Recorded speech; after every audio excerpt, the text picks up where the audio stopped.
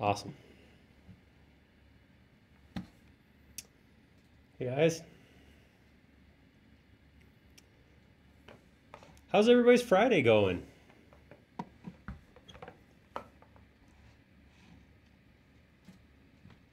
Mine's going good.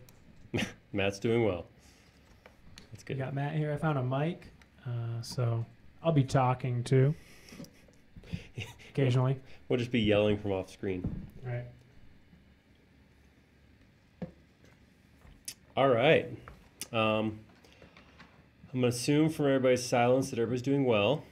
So a couple things are going to be different this time than what we've done before. One is this is not part one of more than one stream. This is in and of itself an entire product, a thing. So we're going to spend some time playing with some organic modeling tools, show you guys how to make some nice smooth models in SketchUp. The other thing that's a little bit different is we're simul-streaming right now. We're actually doing this is going through both YouTube and Twitch. So we're gonna see how that works. If stuff starts to get bad or if the stream's really suffering, let us know, and we can drop this multi-platformness and just focus on one. So yes, please let us know. Let us know how it's going on your end. So where I'm sitting, everything's perfectly fine. Room's a little warm, but that's about all I got going against me right now. So, yeah, with that, here was kind of what I was thinking. I'd love to get your all's input. Sorry, I'm not Southern, so your all's just doesn't roll out of my mouth like I stutter a little bit.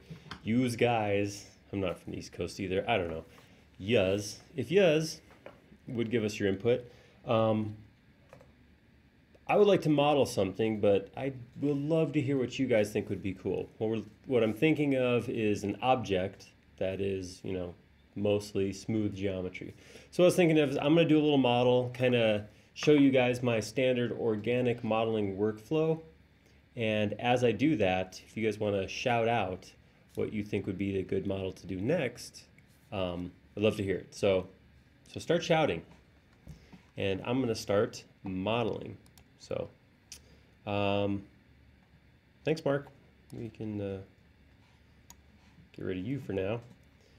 All right, so the primary tools that I'm going to use are TomTom's organic modeling tools, that being Subd, Vertex Tools, and Quad Face Tools. These emulate a quad modeling tool set that you'd see in some other 3D modeling programs. So we're gonna hop in and I'm gonna just start using them, and I'll call them out as I use them, and you can see what they do. My intention is not to be super slow and step-by-step kind of thing, but the important stuff I'll shout out. If you guys have questions, of course, let me know. I should probably stop and say hi directly to the people who did say hi. So Resvan, G Studios, Sigmu, hi. All right, we'll jump in now. Can you see the YouTube comments? You got one from Gavin Lee. It hasn't showed up at this point. It still says, oh yeah. Yeah, so this one over here is old. So, up and drop it. Cool. Matt is blindly setting up my UI so I can see your guys' chats, but That's right. He's on the other side of the monitor doing it. So, hello, Gavin and Pedro. Newbies are good. We like that when you're new. That means means everything I do is impressive to you. So I love it. All right, so I'm gonna hop in here. Oh, and Dan Carman says, "Hey, hey Dan. I will be abbreviating your usernames. Don't be offended. That's what I do." NJ, welcome back. And no, I'm not Mr. Dietzen. That's some guy. That's like a guy has to worry about things like mortgages and bills. I'm a guy who just gets to model some stuff on Twitch. That's where I'm focused right now. So we'll stick with Aaron next time. All right. Anyhow, I'm going to start with a basic shape, just a polygon. I'm going to pull out. Generally speaking, I default to octagons, 8 sides, and I'll show you why I do that. So I'm going to pull this out to kind of arbitrary big size. I do want to, again, the bigger you get with that initial shape, the more detail you're going to be able to put in, because SketchUp's not going to fight you on small geometry. And that becomes really important when you start subdividing to a high amount, because subdividing is going to give you denser and denser and denser meshes. So we want to make sure we keep that as big as possible. All right, so now I'm going to take this polygon, and first thing I'm going to do is I pulled it out along the red axes. I'm going to actually grab it from the middle. I'm going to take the midpoint of one of these sides and roll that over to the axes. There's a reason I'm doing this, because as I pull this up, what's going to happen is I'm going to start push-pulling geometry out to work with. So I really, generally, this is what I do, is start with this octagon, turn sideways. One of the other things that, depending on the model I'm creating, like in this case, I'm actually going to G Studio is saying that sound just froze. Are we good now? Do I need to repeat everything I've said for the last 2 minutes? Hopefully not. Yeah, somebody give me a thumbs up or something. This is where that delay comes in, where it's a little rough, because, again, I'm happening in real time. Good now. All right, good to hear. All right, so what I'm going to do is I'm going to model something that's symmetrical. I'm not going to tell you guys what I'm going to model right now, by the way. You guys have to guess what this is. Whoever guesses wins prestige. So you get to be proud of yourself if you guess. That's all I got. That's all the reason I'm here too. I'm not really getting much out of it either. So what I'm going to do is, because I want to model half of this, I'm going to triple click this surface right here, right click, and make it a component. And I'm just going to call this half. I'm not going to say half of what, because that would ruin the guessing experience. And I'm going to modifier key rotate to make an, no, actually, that's not what I want to do. Rotating will actually spin it and put my front and back opposite. So what I'm actually going to do is take a copy, bring it right over here, use scale to -1, and bring that back. Rotate would have been kind of funny at some point, but all right, what I'm doing now is I'm going to hop into one of the halves, and I'm just going to use regular push-pull to pull it up a little bit. And what I'm going to do now is I'm thinking about the thing I'm going to make, and I'm thinking about any place that the geometry goes in or out on any of the sides. Any place that happens, I'm going to create a new push-pull. So I'm going to use the modifier key, excuse me, the modifier key. It's going to give me the plus right there. And pull up another piece. Again. Oops. I think that's how many I want. No, I'll get one more. All right. So that's about what I'm doing. I do want to keep everything quadded, because I'm going to hit sub D as I go through here. So one of the things I'm going to do, quadding just basically means every surface in my model is 4 sides. So see 1, 2, 3, 4, 1, 2, 3, 4.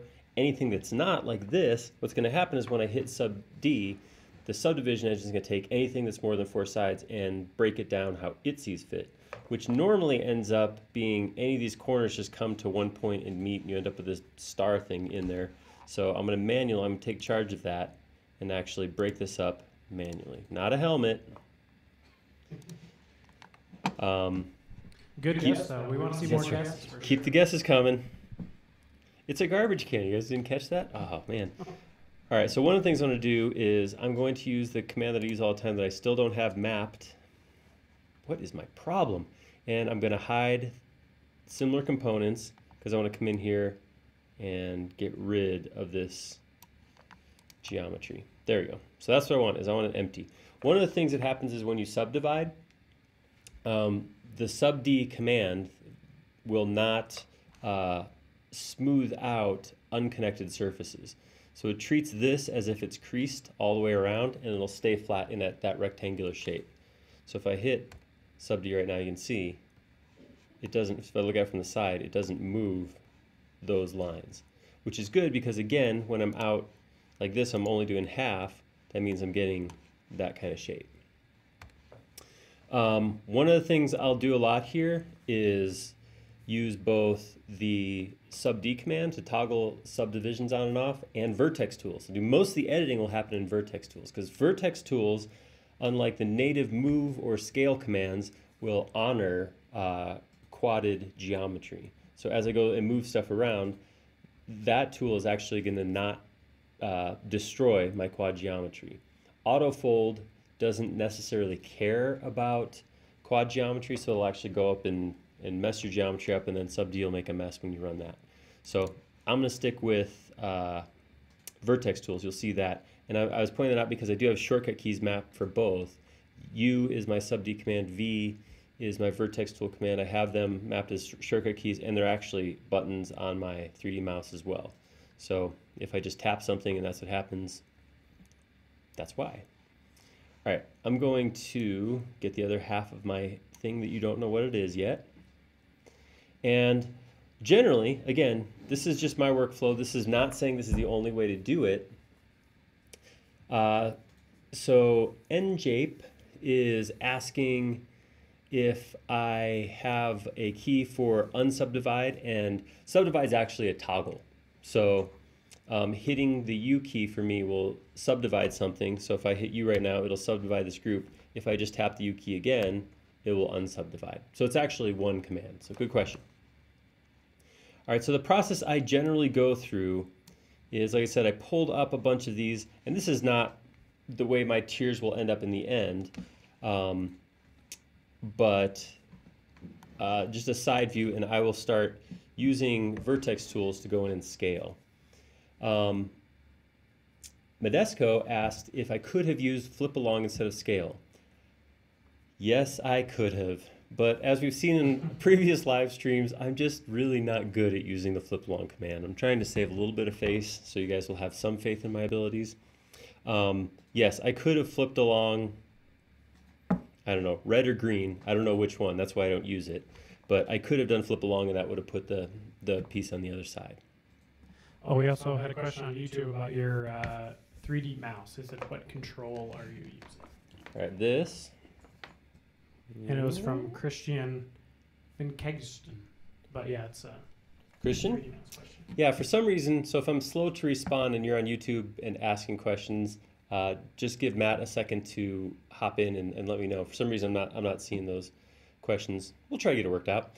This is the SpaceMouse Enterprise from 3D Connection. See right there. This is my standard go-to 3D mouse for design work or presentation.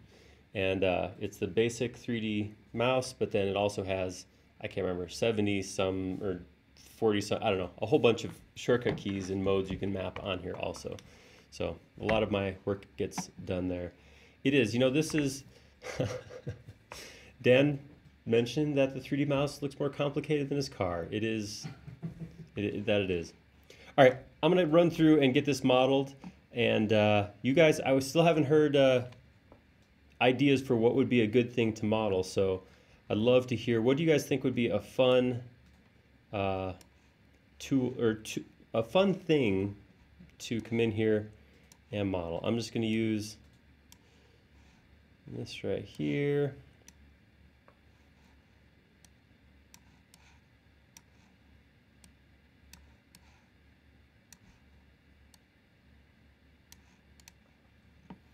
And then when I come to this side, rather than use scale to pinch it in, I'm just going to use Vertex Tools again, but I'm just going to move them in because we're looking at it from a different side. I agree. It'd be easier to understand what I was doing if you knew, but that would ruin the guessing game. So.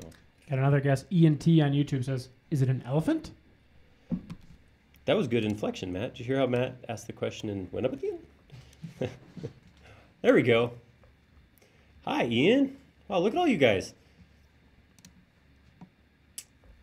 Hi, everybody on YouTube. Sorry, I know you've been here. I just saw you come in, so I didn't look over towards the door. I didn't see you come in. Welcome. It is not an elephant.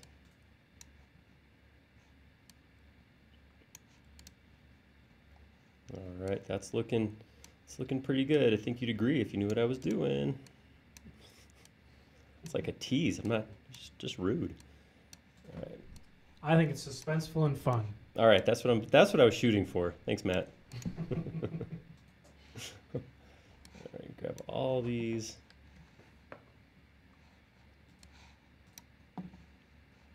Spaceship? Not a spaceship. I'm getting to the point where I'm going to have to start throwing something in here that's going to probably give it away, so. Lunar module. Oops.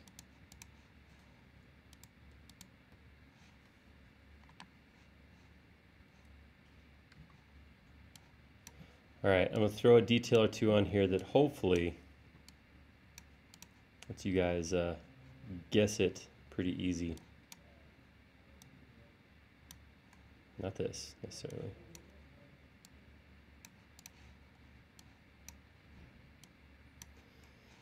So that was taking that standard geometry and moving it around.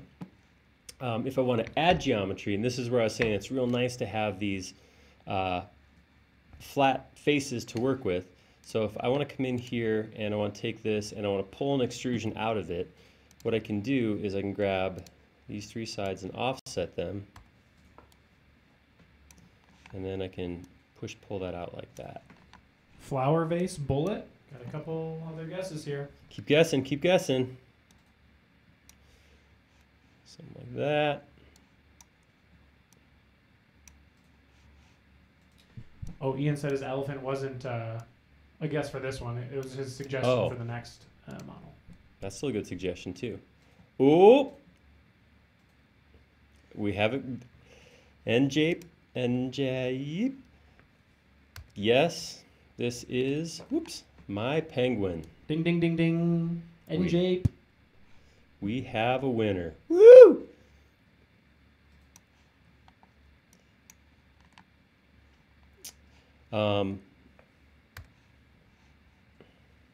Whoops.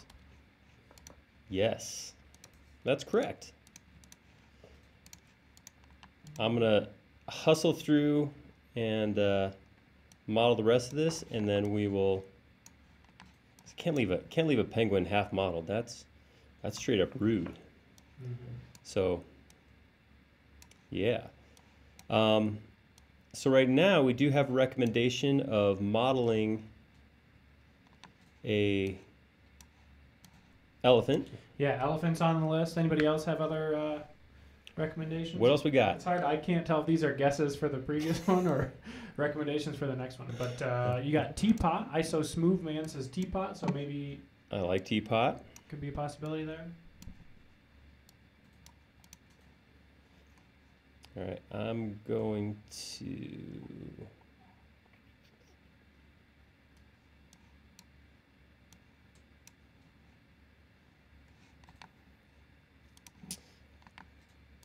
One of the other tools I'm going to use quite a bit is this tool right here, which is Quad Face Tools.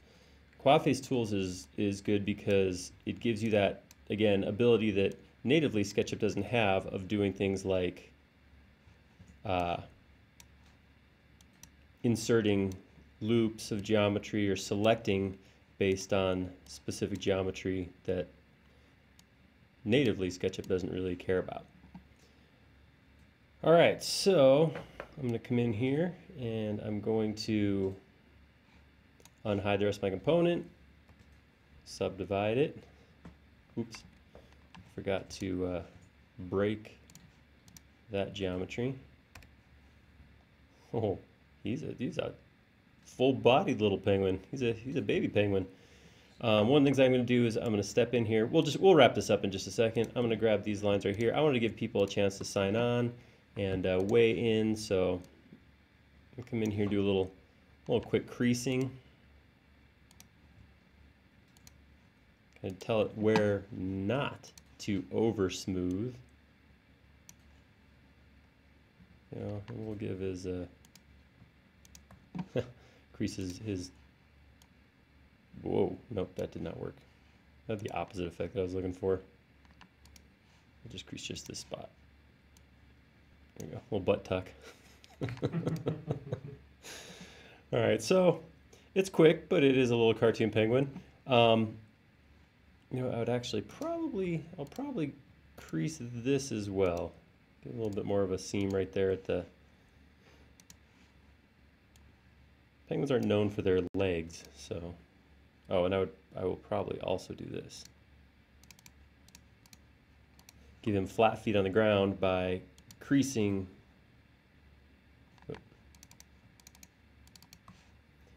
all of this. There you go. Whoa, that's rough. You got a question about which plugins you're using. So currently, right now, the only thing I've hit so far is TomTom Sub D, Quad Face Tools, and Vertex Tools. And I did use both Split Donut and Split Sausage, which are, I'll go into all those in just a little bit more detail in just a second. So there's my penguin. Let's see what he looks like without the lines on him. Yeah, that's not bad. I'm gonna increase the sub, make a little, ooh yeah, smooth penguin. Looks pretty penguin-y to me. That's, I mean, he's got one big foot instead of multiple feet, but what are you gonna do? All right. So we got a couple requests. Spaceship, Teapot. Teapot came in on 2 different channels. So maybe we'll tackle the Teapot. Snowman is on there. Snowman I would probably default to just stacking some spheres, but I do like Vincent from Black Hole. That's fun. I was actually, it's like the 3rd time that's come up in the last month. I think I have to go watch Black Hole again. If you haven't seen Black Hole, it's classic Disney sci-fi fun. A little bit morbid and dark for Disney, actually. I remember being kind of creeped out by that as a kid. All right, so let's get a new screen up here.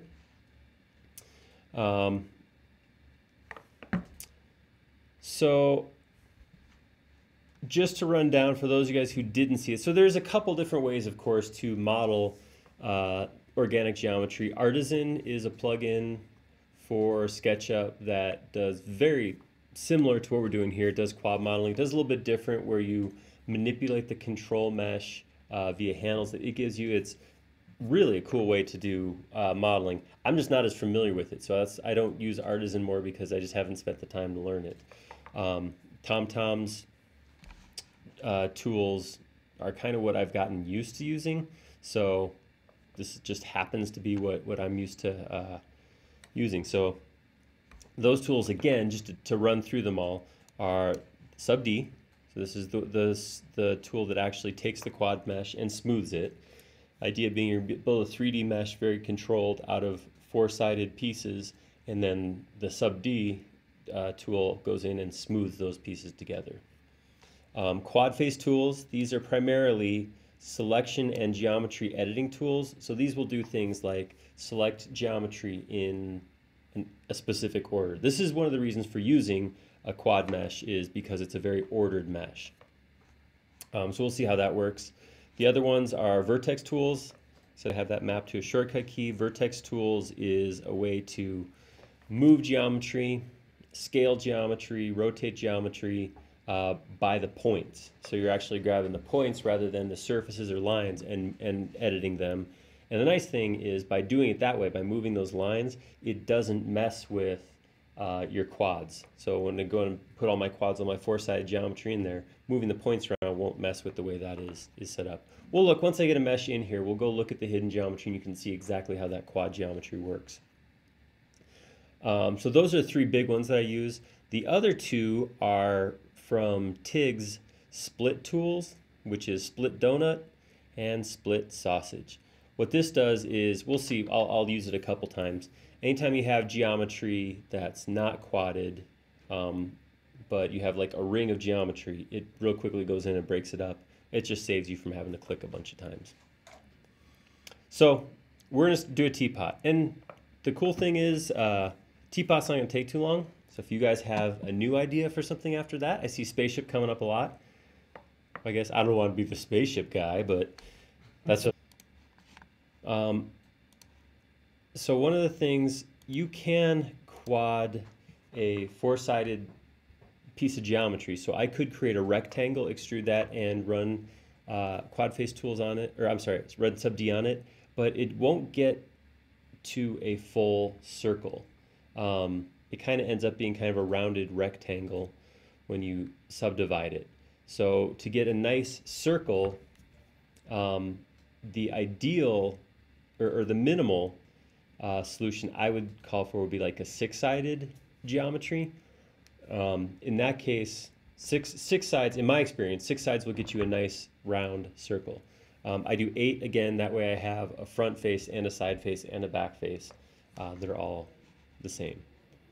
I'm not going to split this one in half because if I look at a teapot, I think about a teapot, it's kind of a ball and has a handle on one side and a spout on the other. So there's really no need to make geometry the same on both sides. So I'm going to try to just go with this and not break it into smaller pieces. Badesco was saying that the video froze. Is it going again? Yeah, the video dropped for a little bit, but if you have any problems with the stream, just try refreshing and hopefully that'll help. If you can't hear me now, then that doesn't really help, but but yeah, I did go down for a second, so sorry about that, guys. And gals. Folks. Everyone. Y'all. See? That's where y'all comes in. All right, one of the things on TomTom's Sub-D tool set is this push-pull command. And this is a little bit different from the standard push-pull command. Well, like we saw before, I'm going to go to X-ray mode real quick. If I hit modifier key and push-pull, it actually creates a new surface between those two. So when you hit create new face, it's creating a new face. If I just do regular push-pull, I don't get a break there, which is the whole intention of creating this initial mesh. So what TomTom's push-pull will do is if I hit that option key and pull it up, it will create this new face without putting a face in between. So it didn't create that additional geometry that the standard tool did.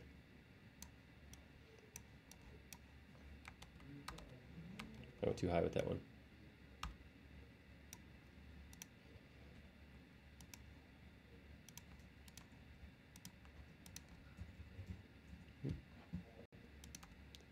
So I think that's right. Not 100% sure what I'm doing yet, but that looks good for something that I don't know what it is. Turn off X-ray, that's too much for me. My brain can't handle it. And I am going to, one of the things you have to do to Sub-D is select this geometry and make it a group. You have to be inside of a group for that to work.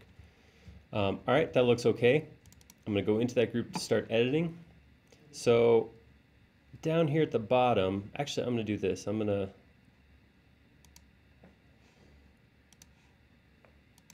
to put one more, or here, this will be more fun. I want to put an additional ring, additional break right here. So I'm going to select one of these verticals. I'm going to hit this button right here, which is select ring. I know the icon's small, but the third icon down on quad face tools is select ring. What that's going to do is select all the verticals around here. And when I do that, I can click on this button right here, which is insert loop. So what that's going to do is it's going to go in here and put a line connecting the center of all these selected geometries together and give me that. And now I'm going to use Vertex Tools to kind of move that down here. Let me use Vertex Tools to select this next ring right here. And I'm going to shrink it. So with the scale command, I grab this little end right here and I start pulling it. So right now I'm just pulling it in one direction. If I want to do uniform, I hit the modifier key. Maybe it's shift. I can't remember which one it is. Shift. There we go. If I hold on shift, it'll scale in all directions. All right, there we go. So that's kind of the foot of my teapot. It's going to come out. It's going to go up. I'm actually grab all this geometry and scoot that up. Whoops, didn't get it all.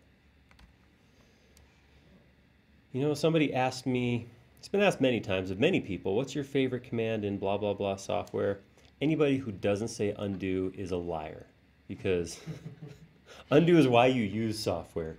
you can't, it's hard to undo. I mean, the erasers are kind of like the real world equivalent of undo, but undo is why you use software. I don't care what anybody else says. I'm going to take this right here, and same thing, I'm going to shift, scale that down. All right, so that's my initial geometry for my teapot. From here, I'm going to go do a little lid work. I'm going to do this. I'm going to offset this to the middle, and then I'm going to push-pull that up. And here, what I've created, so I have a ring, and Sub D is not going to like this because this is not a quad. This is not a four-sided polygon. So what I could do is come in here and draw a line to here, line here to here, all the way around. I draw 8 lines, it'd be good. But this is where split donut comes in, because I can just select this surface, click on TIG's split donut, and that's what it does. Much easier than having to grab all geometry by hand.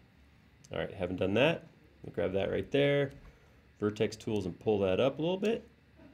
Looks good. And then I decide what to do here.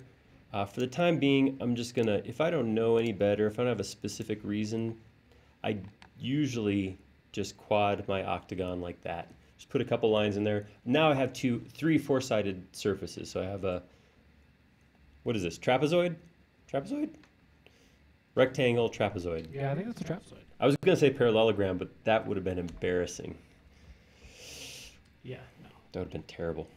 All right, same thing on the bottom. I'd have a big 8-sided polygon on here. I'm just gonna break it like that. And with that, I'll do my initial subdivision. Yeah, that's not bad for an American, right? I don't know what a teapot looks like. Yeah, that's teapotty. That's potty.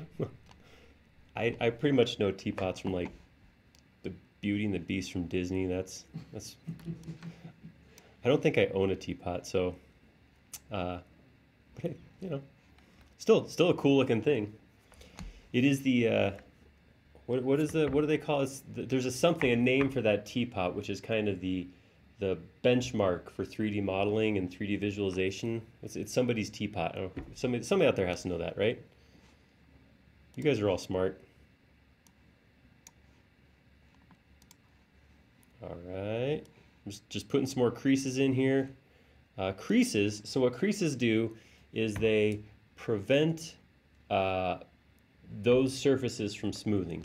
So this crack right here, for example, if I subdivide right now, I just hit my subdivide key, see it kind of goes in and it makes a smooth arc like that. By creasing right here, if I crease this ring, I'm going to take all the way up and hit subdivide. It holds it right there. So it doesn't mean it won't get smoothed out. I mean, it will still get rounded, but it's not going to pull on that axis or against the axis of that line. And I can change this too, because I can select these lines and I can actually, I change it to 100% crease, but I can actually take it down a little bit too, or up. So you can see how dragging this up and down changes the amount of that crease. So it's not all or none, doesn't have to be hard. I might want to take it to partially like that. That looks pretty good. Down the bottom here,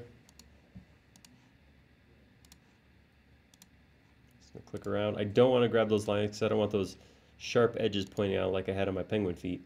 Just gonna grab these lines around the edge, and I'm gonna drag it up to 100%. All right, let's hit, whoops. I saw red lines. I grabbed a few too many lines, it looks like.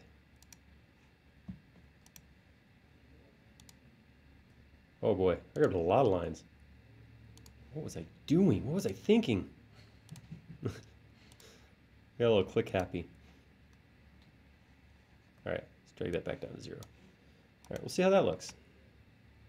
Come on out here, subdivide. Ooh, not bad. Looks teapotty. Stop saying potty. Okay. And of course, so one of the things that's happening here when I subdivide, the initial subdivision, when I hit subdivide the first time, it does a preliminary level of subdivision. So let's do this. We're gonna do a couple things. I'm gonna turn on hidden geometry, which right now there isn't any. So these are all just nice square, four-sided polygons. I'm gonna select it and I'm gonna subdivide it, and you'll see what happens. So each one of these squares, so for each one of these polygons, so this four-sided polygon gets broken into 4 pieces, and then each of those 4 pieces gets broken in half to a triangle. And then a bunch of math happens, and it folds each of those pieces towards its neighbor. So this goes to this. So right now, this is a single level of subdivision. So this is just one layer. You can see on the bigger pieces where I had bigger polygons, it's a little bit wider mesh. Here where I had small ones, it's a little more dense. That's normal. That's kind of how it works. But one of the things I can do is I can actually increase the level of subdivision. So if I hit the increase subdivision button, it's going to take each of those squares and break it into 4 squares. So I end up with even more geometry. The effect is smoother geometry, but as I keep increasing here, you can see denser mesh, more geometry. This ends up just growing as a file, a bigger and bigger file. Subdividing does absolutely impact the file size, because this right here is a lot more geometry than,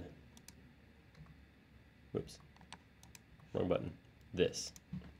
So much smoother though. It looks so nice. It is smooth. Good question. Does that show up on entity info when you subdivide? It change like how many polygons it has in it, or? Let's find out. Let's come in here to Window, and we'll look at Model Info, and we will go to Statistics. So currently, I'm sitting at 140 edges with 70 faces. I'm gonna select it and subdivide it. Whoop! Yeah, look at that. So that's pretty cool. It actively changes the geometry. So one of the things to take note of is subdivision and subdividing and unsubdividing runs actively on the geometry you have selected. Meaning, as I hit subdivide, it replaces this but remembers what your control mesh looks like. When I unsubdivide, it puts it back to the control mesh. So as I do that, as long as it stays in the group, that's fine. If at any point, so if I was to hit subdivide and now right click and explode this group, it would not be able to unsubdivide and go back to the original geometry.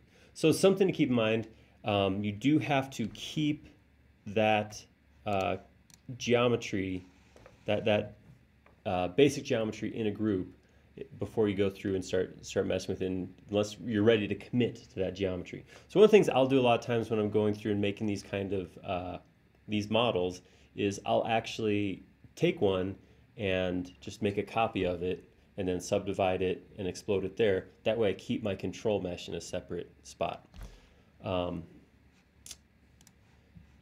So with that, let's put a handle on here. I'm going to come in, I'm going to take this square right here, and I'm going to offset just to get this pulled out. And again, I create another donut. So I'm going to select my donut, and I'm going to click Split Donuts. There we go.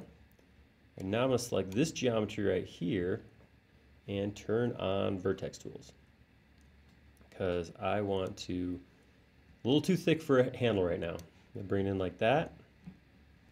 It's good. I might actually stretch it up a little bit too. I'm thinking maybe this right here will get bigger. Let's hit subdivide and see what happens. Ooh, that's not terrible. It looks like an ear, but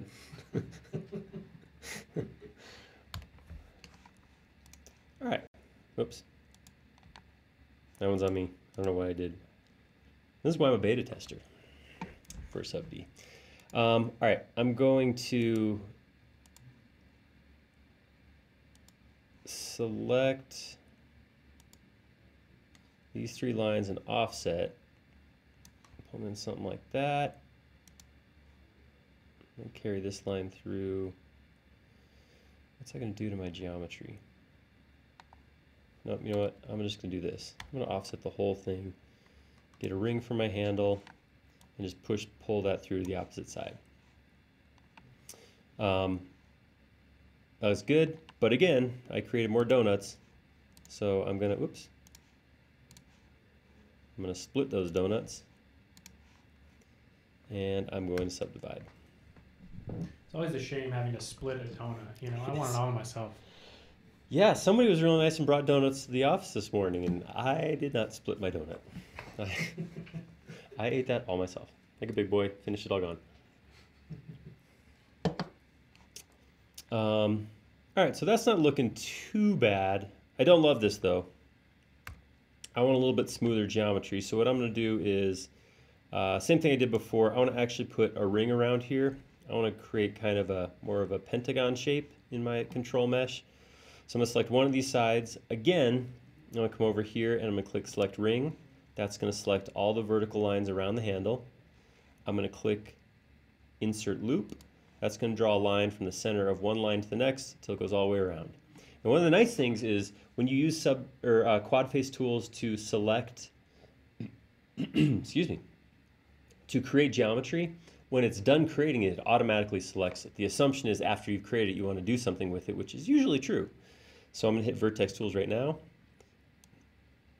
and slide that back like that.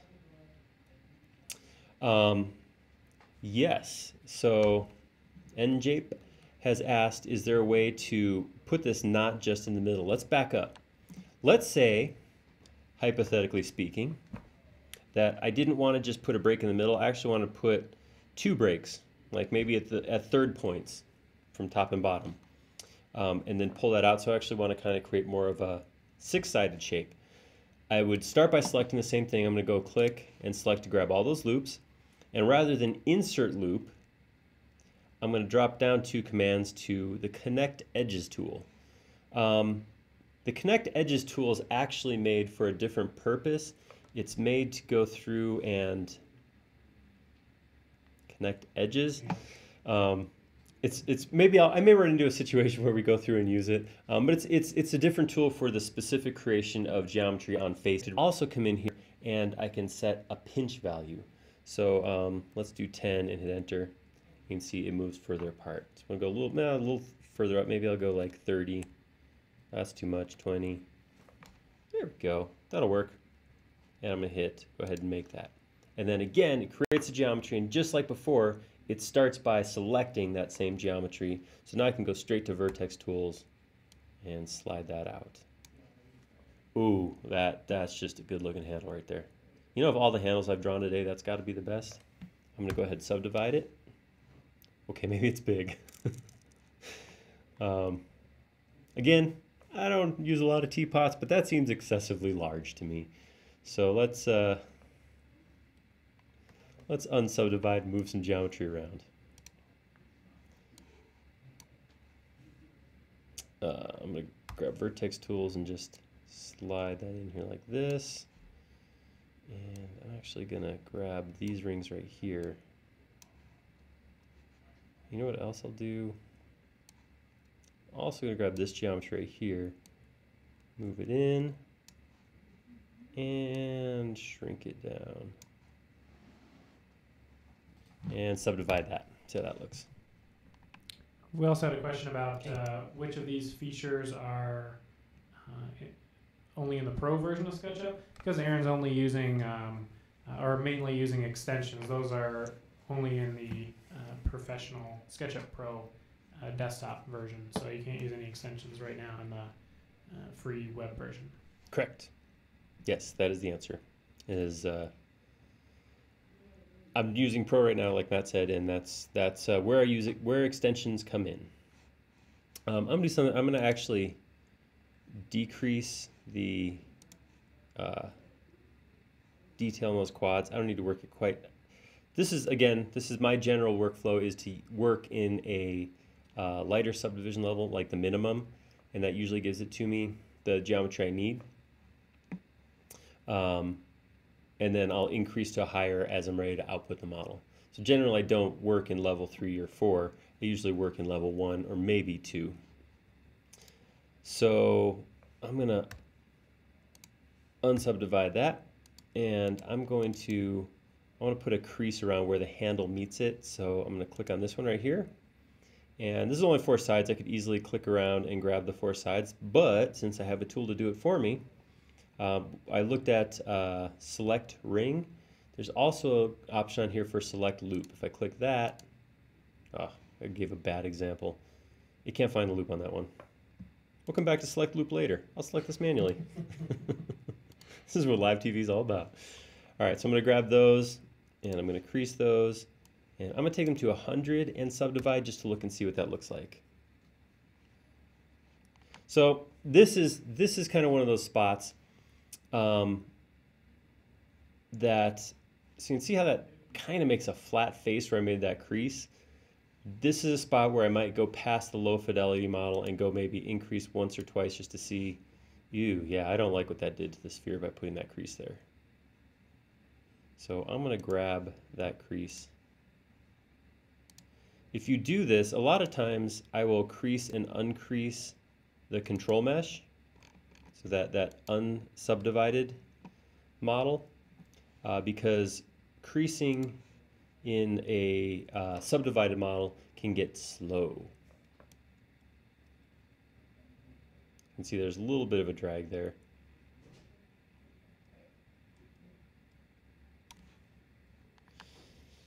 Yeah, I guess of those looks, I kind of like that look better. Sorry,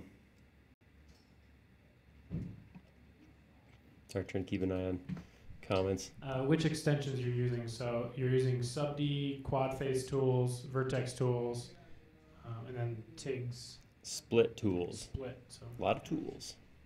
A lot of tools in this place today. All right, so that looks okay. One of the things that you'll notice as I go through a model, and this is something that I really like, Aladdin's lamp. It is appropriate. I mean, it would not be a stretch. Well, made a joke there about stretching. We'll make a teapot. Maybe it'll become Aladdin's lamp. Hold on. We'll see what happens. I'm gonna go ahead, drop my subdivisions down again, unsubdivide, and put the spout on here. With the spout, I'm just going to take push-pull and grab the front face and pull it out.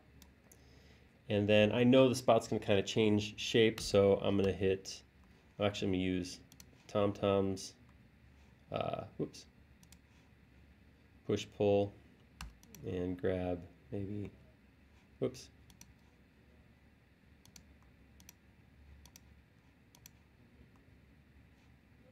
I am causing problems. All right. Let's go in here again.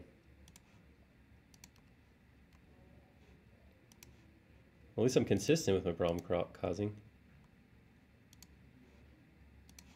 All right. All right, so I'm going to grab these surfaces down here, and I'm going to use Vertex Tools. Push them up. Push them up. Maybe I'll pull this down a little bit.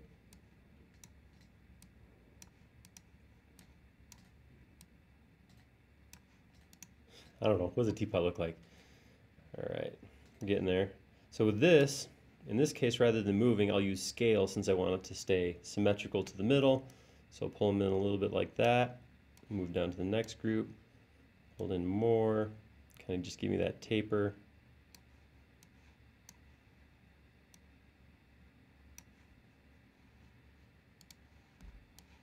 Now it is looking like Aladdin's lamp unintentionally. Whoa.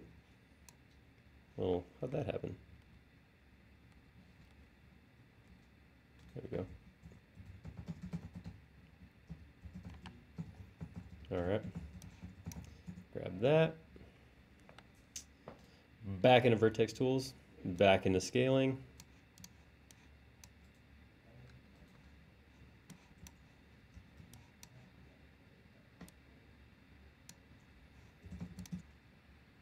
All right, let's subdivide that, see what happens. Not bad. It's a little dopey, a little cartoony like an elephant teapot or something, but we can keep working through that. Man, I don't know what I'm doing there to... All right. I'm going to create a little bit of an indent. I don't want to hollow this thing out and do that. I don't really have a reason to do that. But what I can do is I can come in here and just give the suggestion of an inside here. And the other thing I'm going to do, I'm going to split my donut, of course, and I'm going to pull this bottom lip out a little bit, because one of the things I seem to remember with teapots is there is a little bit of a lip. It has to do with drips and hydrodynamics and something like that. I do need a reference. This is the one thing, the one downside to designing on the fly, of course, is you don't get things like references. Oh, I found a reference image that you can use. Okay, got to get that up Here, here. I put it up on the screen. There we go. Ooh, topical and funny. That's right. That's what we go for. Ew, that did not work at all. That looks awkward as anything. I'm gonna poke Will Smith in the ear with the teapot. All right, what was I doing? All right, let's model it after his hair. That's pretty close to what his hair looks like. Well, maybe not. We have if I tilt it right, got a genie headed. All right, I'm gonna grab these two pieces right here. Pull them out a little bit.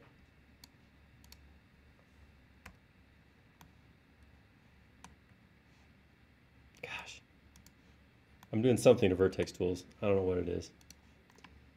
It's unhappy with me. Is Tom on? I don't think he's actually joining us. You should send those in just like when you get bug splats in SketchUp. I know. I'm doing something. I'm busy. Oh, okay. So one of the reasons I'm getting some weird geometry, there's a couple things going on right now. One, I'm going to delete this face temporarily. There's actually a face on the inside here. When you go through and create quad geometry, it goes and creates that smooth geometry, like I said, by taking two pieces that are near each other and kind of estimating where they would meet if you smoothed out that connection.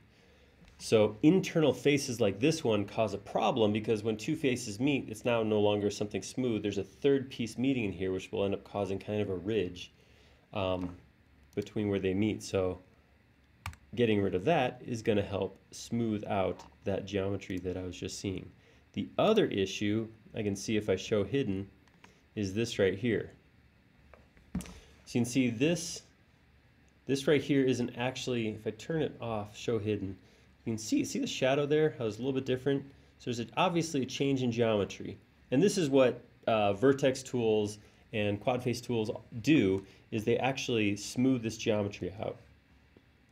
By dividing it, they break it, and then this line right here, if I look at my entity information, is soft and smoothed and does not cast a shadow, and that's how this becomes a special piece. It recognizes when it has a line that is soft, smooth, and not shadowed, that this is basically a quad break. So it's not a hard break in geometry, it actually is honored. So this piece right here, the reason we were getting, when I subdivided, I got two different pieces, my edges were different, is because this one runs this way, this one runs this way. So this one's creating a ridge, this one is creating a valley. So they actually get smoothed differently. Fortunately, it's easy enough to fix. Over here in Quad Face Tools, there's this little icon which is called Flip Triangulation Tool. If I click on that and click on the surface, it'll flip it the opposite direction. So not that this is going to be perfect, but if I subdivide that, it looks symmetrical, looks the same on both sides, and we got rid of that weird bottom lip. So that's looking more like what I, as an American non-tea drinking person, think that a teapot should look like. It is look. I can't not see Aladdin's. Pour some tea on the curb for. There you go. Coming out of it.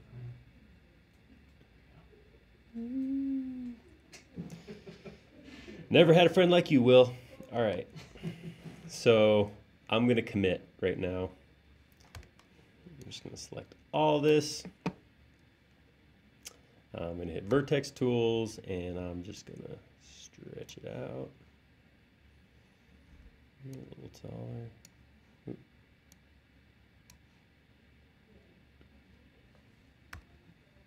Oh, yeah. No, that's not too bad. Nice. All right. I do know that this kill me, man.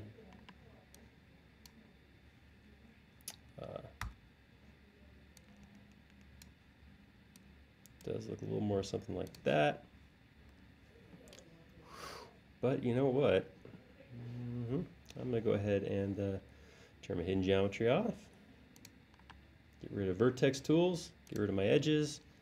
Increase my subdivision so I have a nice, smooth. I'm going to go all the way. Max subdivision. That looks good. I like it. That's a good looking lamp right there.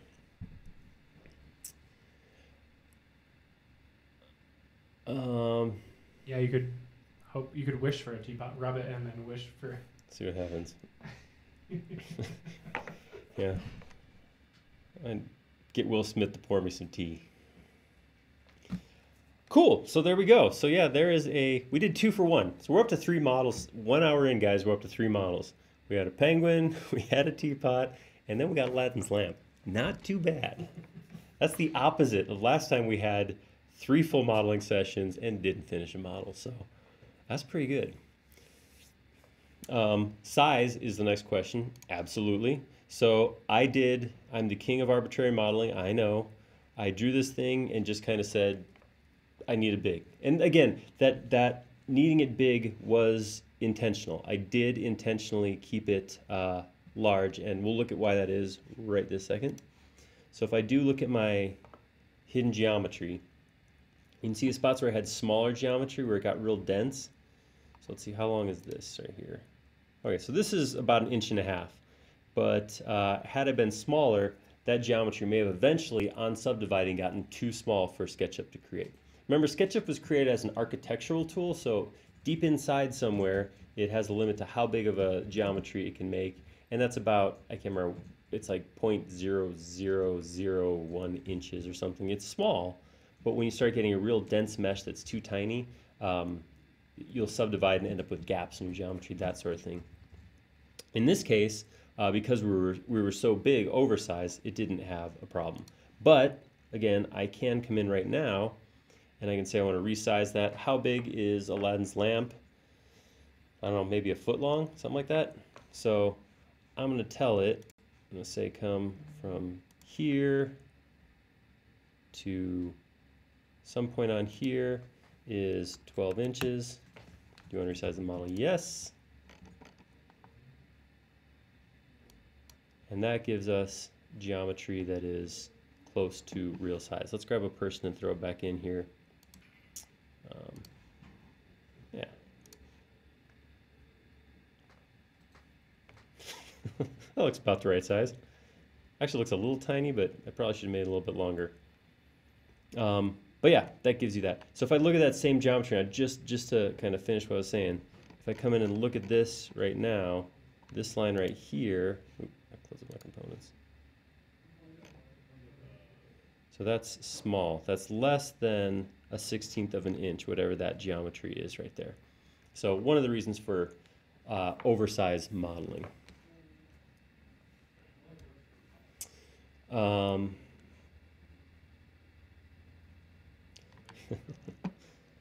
Yeah, you know, I appreciate Shell Raider. I appreciate the question. The comment. I laughed at that when I saw it too.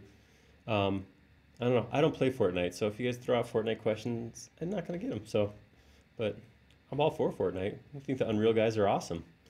You can mess with me as much as you want. I can take it. Wait, that wasn't a challenge. That wasn't an invite. I was just throwing it out. Hi, Ty. All right, so there we go. What else do we got?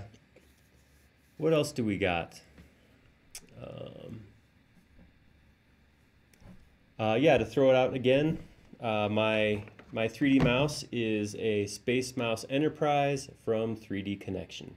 That's what I'm using for my 3D animating and some of my shortcut keys, or my orbiting is what I should say. All right, who's got a new idea? Something else we could model, something else smooth. Or does anybody remember one of the previous ones? By anyone, I mean Matt. I did write a couple down. All right. People saw that thumbnail that we put out of the hand. I don't know if you used like organic stuff to model that hand, but hand was one. Okay. Terrain was one.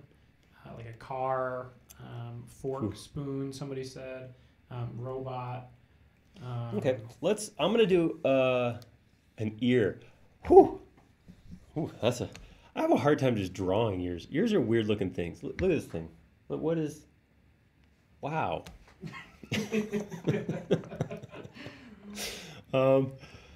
Yeah, so maybe that'll be advanced modeling. I'm gonna need some reference images for an ear, but I would be all for that. That would actually be kind of fun. That may become my new goal. Fedora.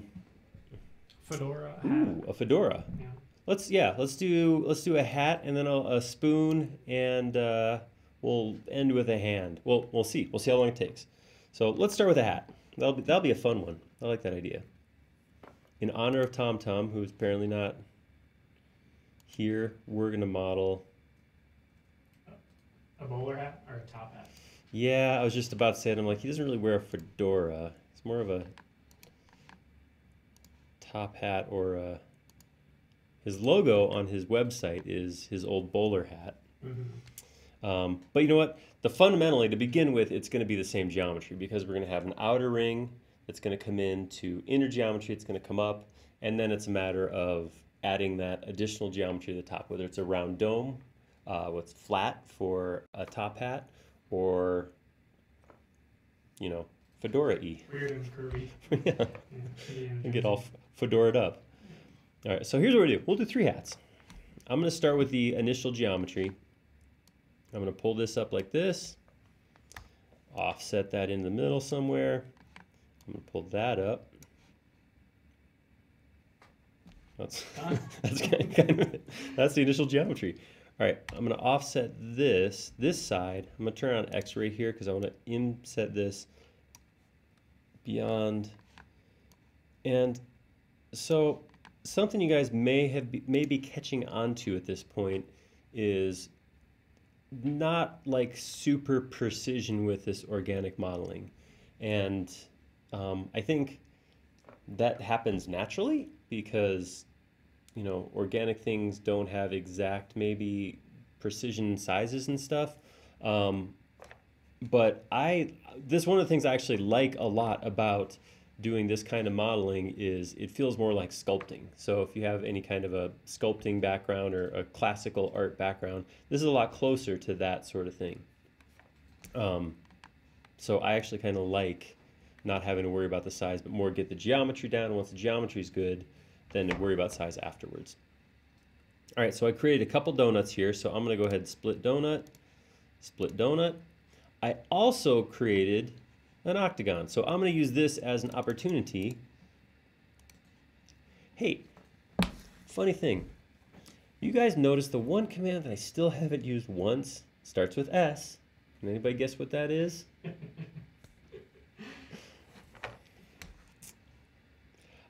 Also, check this out. My shirt is see-through. See stuff moving through my pants? Well, no, take that back. The command you were talking of? See-through? Scale? Nope. I have not saved once. Living on the edge. You know, it's funny because when I saw that was happening, that my the word on my shirt is the same color as the backdrop, so that's why it's disappearing.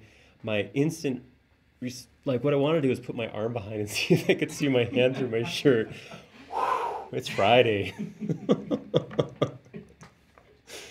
You can't, but see, look, it doesn't work. Can't see my chair back there either, so. Cool, yeah, only when you move the model back there can you actually see through my shirt there.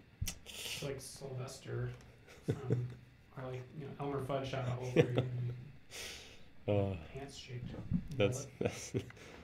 That's where we're at. All right.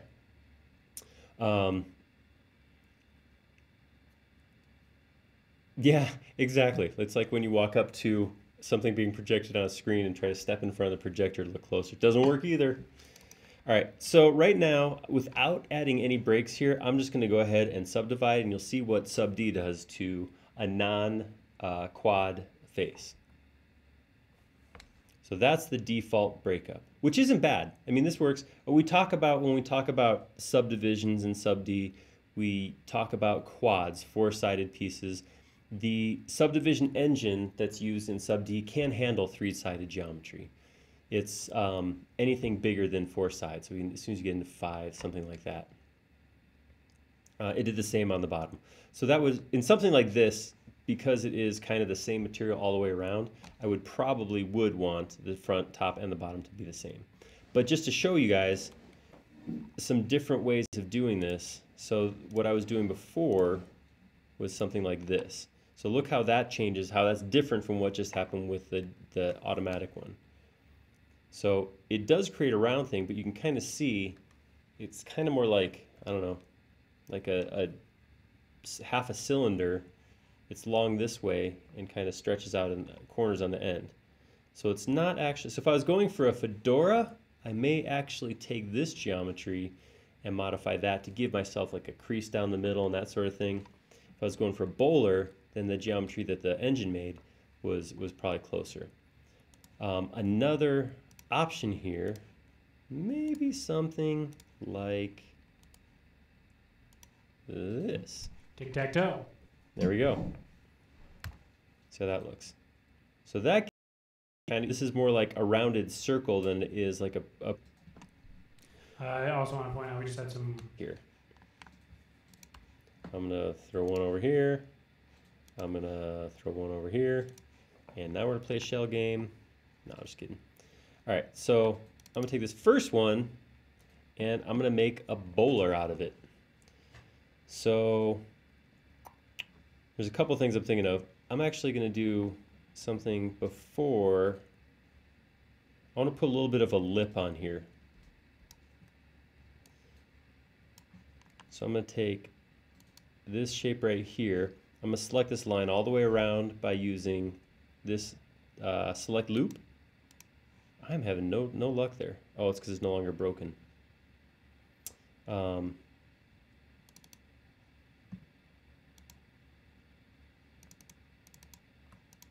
right, I'm just gonna select it. No fanciness, just 8 clicks. I'm gonna grab these lines here and then I'm gonna offset them, pull them in just slightly, and then pull this geometry up. And then I got 2 donuts. The inside donut, I'm gonna split that. Outside donut, gonna split that. And then I'm going to subdivide. A little pork pie-ish, but it's working. It's coming there. All right. I'm going to unsubdivide. I'm going to put a crease here where the brim meets the top of the hat. And this time it should work. If I hit select loops, it goes all the way around. The reason it hasn't been doing it before is because I haven't actually been working in a mesh when I go to select it. By selecting this line, when it looks at the way the other lines connect to it at the corner, it knows what direction a loop would go through that geometry. I've been hitting it on raw geometry that hasn't been quadded yet, so that's why when I've been hitting select loops, nothing's been happening. I'm going to take that and I'm going to crease it, not to 100%. I don't want a hard lip on there, but pretty tight, so I'm going to go like 80%. Yeah, that's the, whoops, accidentally just stepped into a hat. That's getting closer. That's about what I want. I'm going to unsubdivide it, and I'm going to take this geometry, move it down a little bit, and then I'm going to take this one point in the middle, bring it up a little bit. Not a lot, just a little bit, and see what that looks like.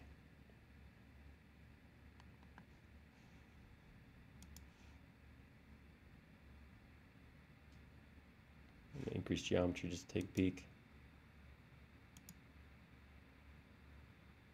It's getting there. I think brims on bowlers have a little bit more They have kind of, are they more shaped, or I don't know. I have a baseball hat at home. I don't know. Probably get a lot of excuses for not knowing things here. Yeah, kind of an oblong shape. That's what I'm talking. That's the word. All right, here's what I'm gonna do. I don't even care if it's accurate anymore. I'm gonna grab just these two pieces. I'm going to reselect those pieces because I hit the wrong shortcut key. Right, and then I'm gonna use Vertex Tools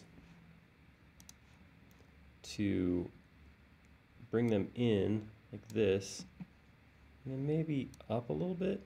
I don't know, we'll see how this looks. A little bit of a shape there. That's better. Yeah, that's looking more like a bowler, right? Who am I asking? Me? I think it looks good. Bowlery, definitely. Strike. Spare. Got a ball. Yes, just to review real quick, we looked at the different options for breaking up the top, and using triangles instead of quads just gave me a smoother dome on the top. Yeah, heck yeah, that's looking all right. I'm gonna doctor it just a teeny bit more. I'm gonna actually take this section right here and this section right here, make sure I'm getting the insides as well. Yep. And I'm gonna actually stretch those out this direction. Just a touch. All right. Was that too much? Was that too crazy? No, that looks, you know, I would put that on my head if I had it. That's my seal of approval for that hat. Looking good, head worthy. You also had a question about in this workflow, what's the best way to add like imperfections to make it look a little more true to real life? Yes, reality does happen. What I would do personally, so if I was going to go through and I want to maybe put a little dent right here, maybe a tear in the brim, something like that, I would finish modeling. I would crank this all the way up. I would go as high as I can. Something else I should show you guys. If you come into, hold on, still it's working, it's subdividing. If I look at the subdivision menu right here, I do have the option of showing, I forget which one it is. It's not preferences, oh, entity info, which will give me a special sub-D entity info, which I can actually probably collapse this because I'm not really using that. Bring this over here. And when I have a subdivided group selected, it'll tell me what level of subdivision I'm on. That's cool. I haven't seen that before. Different options. Yeah, it's funny because when TomTom rolls out an extension, it's generally, he does a good job of making things very usable, but I've worked with him on a couple of things where he's asked me to test a pre-release version, look at it. I'm like, man, you know what's missing is, it'd be really cool if it does this. And he goes, did you right click? Like, no, I didn't. Did you look in the entity info? No, I didn't. So anyhow, going back to what I was saying, what I would end up doing is getting this mesh completed, and then I would explode that mesh out so it's just a regular SketchUp mesh, and then I would use something like sandbox tools to put dents in, maybe use solid tools if I want to put like a cut in the brim, something like that. So I would use regular SketchUp afterwards. You can do some stuff with creasing to maybe make something look non-uniform or inconsistent. But personally, if I was going about it, that was the question, how would I do that? I would probably finish the mesh, crank it all the way up, take it out of the group, and then use SketchUp to add those additional geometries. All right, so. Oh, and then you also, just real quick, had a question about if sub-D divides the whole model or just portion of it. And it looks like it works in context because you got two different guys. Is that correct? Right? So when I hit the subdivision command, it is for the group that is currently selected. So right now, hitting U is going to toggle and untoggle this one, not these other ones. So it's just for whatever one is selected. But just to point out, so this, my bowler hat's all done. It is still part of this model, this bigger model. So as we saw before, when I subdivide, I'm going to drastically increase and decrease the geometry in a model. So coming in to start working on these other models, it's going to keep SketchUp lighter. And this is three models, so it's not going to be huge. But it's going to be a much lighter model to leave this unsubdivided as I work through the rest of the model. So if you're working with multiple pieces, like if you're doing something like a face where you have the head's one and then eyes are separate and then the tongue is a fourth mesh or something like that, you might choose to divide and unsubdivide just to keep your model light so you can work in it.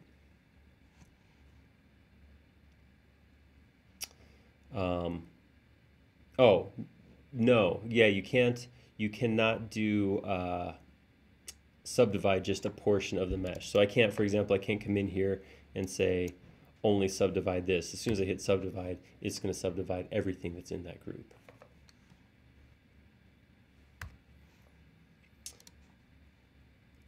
That's a good question, though. One of the things, so if I can, Dan, one of the things you could do is if you wanted to, so some tools out there, you can do things like increase or decrease the mesh in just a certain portion of your model.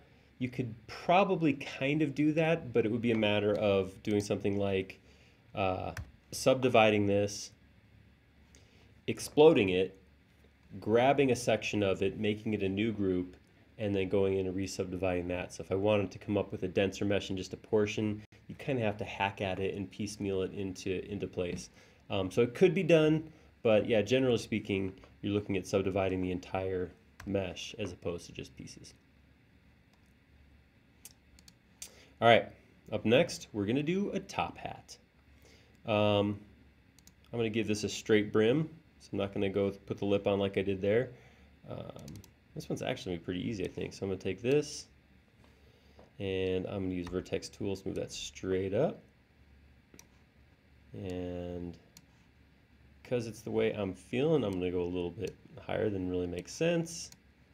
Also going to grab all of that, and I'm going to get Mad Hattery on this thing. Nice. Ooh. Oh, I just went from Mad Hatter to LL Cool J. Let's do some creasing. I did let that do the automatic creasing to give me the nice round in the middle. Because the way I'm going to do this, I'm going to actually end up creasing the corners here, so I don't know if it'll actually matter how I have this inside piece broken, but I'm fine with leaving those triangles on there. All right, I'm going to grab this piece right here. And I'm going to crease that. I'm going to crease that to about 90%. I want that to be just about all the way. And this one too, same thing. Hats aren't hard-sided for the most part, so I'm going to get close to, but not all the way creased. And let's see what that looks like. Maybe even take the top down. Maybe I'll actually grab all this and maybe come down even a little bit more.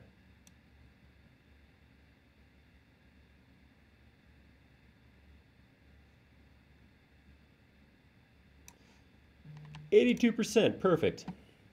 I might do the same thing on the inside here. Select that ring or that loop.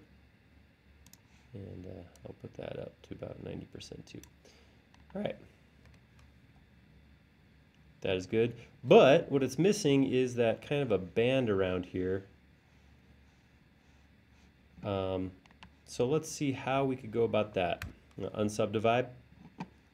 I'm going to start by adding a loop here. So I'm going to do the same thing we did before with the handle. I'm going to select one of these lines. And I'm going to say select the ring, so that's going to get those lines all the way around. And if I used the insert loop, it would put it right at the middle. That's a little too high for me, so I'm going to select this and select that ring again. And I'm going to use the insert, and I can use the pinch command now to control, that looks good, how far in that is. I just want the band towards the bottom. Go ahead and pick that, and then I can select this band this right here, and I can say remove that loop. And there we go. All right, that's good, but obviously it doesn't help me a whole lot because if I subdivide, it still stays smooth. Oh no, what will I do? It's almost as if I know the answer to that as I ask. What I'm going to do is I'm going to spin around here and grab all these sides, and I'm going to use another extension on it. I'm going to use an extension from Fredo 6. Now, if you guys know Fredo 6, if you have used extensions, you've probably at some point heard of him. Fredo does an awesome job of creating some geometry editing tools that are just super cool, do some amazing stuff. And most of his tools, maybe all, I'll say most for sure, honor quad geometry. So as you go through and start modifying geometry with Fredo tools, it'll actually respect if you have quads created. So what I want to do is I'm going to save. Didn't see that coming, did you? I'm going to call this hats. And I'm going to go to tool palettes and pull up, where's it? Joint push pull. And I'm going to hit push pull, and I'll pull this face out like that.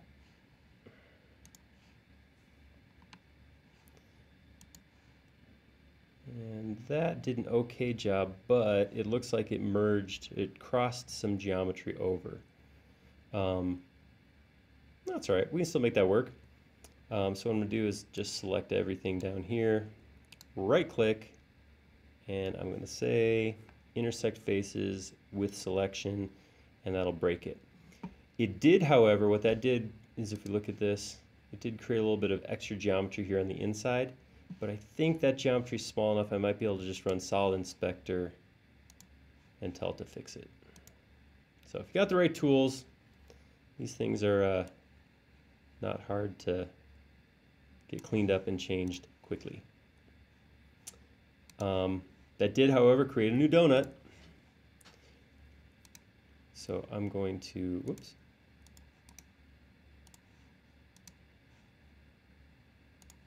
It doesn't think this is a donut. Must have geometry on the inside still. We're diving in, we're going in. Certainly looks donut-y to me. I'll put one like that. No? No, all right.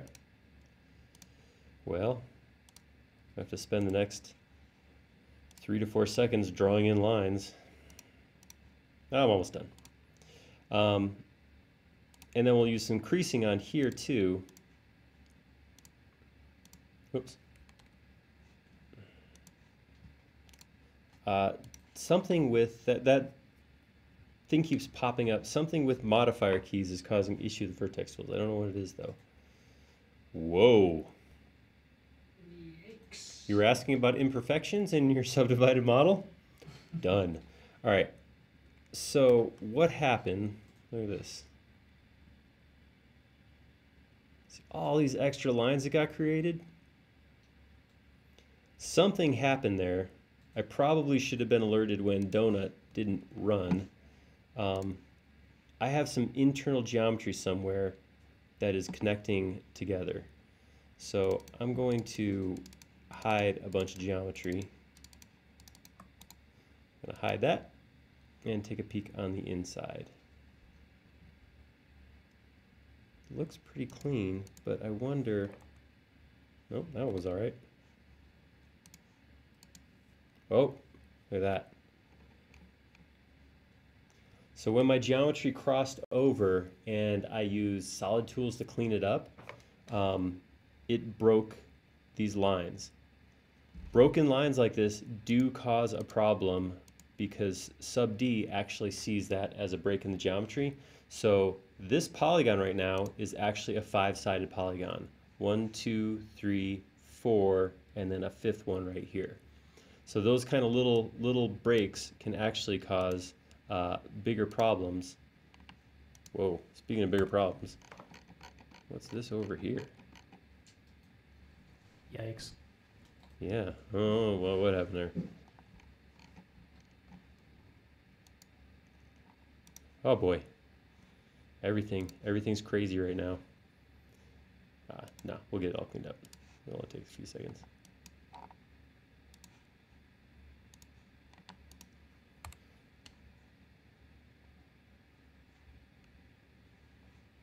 Back to that. All the way around. Look at that. Huh. You did say you like the undo command. I'm a big fan of that undo. I'm We're also... gonna handle for you. All right, I'm going to be totally honest, transparent with you guys. I'm going to be vulnerable for a second. I really enjoy hand stitching geometry. Which is kind of weird. If I get a broken mesh, I will kind of... something therapeutic. Maybe it's like people who like to knit or something like that, but I will be perfectly happy going back and zigzagging, drawing lines into to heal broken geometry. I don't know. It's just a thing. I don't know. Like I said, it feels good to tell somebody, but... Alex said this kind of stuff happens to him all the time. Yeah, and this was honestly, flying a little too fast, a little too close to the sun maybe. What I really should have done as I was doing that is I should have actually broken... Why am I shoulding? Shoulding. All right, I'm going to undo a few dozen times, and we're going to... Man, it does not... It's the modifier key. Submit a bug port. All right. I'm going to go ahead and just... We're going to make the Mad Hatter's top hat real quick and easy right now. All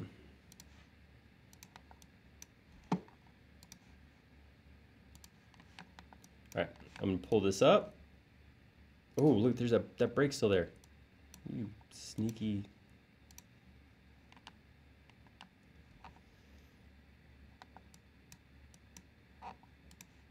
On every side too? Wow, I don't know what I did. I just all I wanted to do was show you guys joint push pull. It came from a good place. I don't know.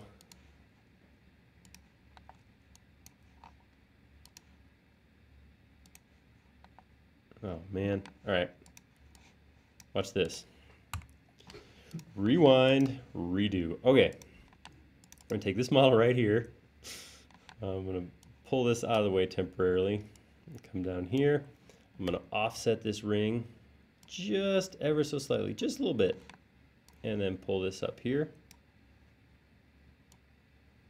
And pull this up.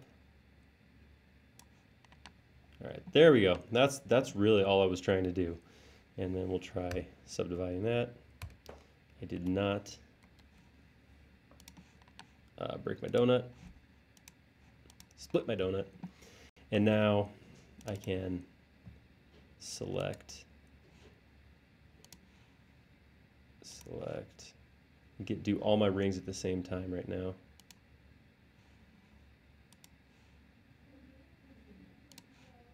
And we'll do the inside just for fun, even though we won't see it. Oh, that side's not, that won't work. And this one. Grab all that at once, and then I can actually crease all those sides to, we'll go to like 85%, and subdivide it. Looks pretty cool. I don't like this. I might actually select this ring and make that particular one, that specific one, I'll take that all the way to 100%, so I get a little harder break there. And then, of course, we have to go do our geometry like we did before. Vertex Tools. And out. Both directions.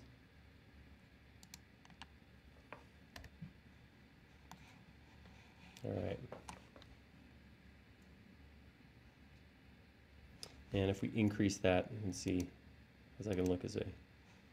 There you go. So yeah, that's a pretty cool top hat. All right, one last hat, the Fedora. So this one I was saying, this one we may actually model a little bit differently because a fedora actually is a symmetrical hat. So it has a left and a right that looks the same. I mean, most hats do. Whoa, whoa, wait, whoa. This I did not notice. This is not acceptable. I'm not sure how that happened, but I'm gonna have to fix that.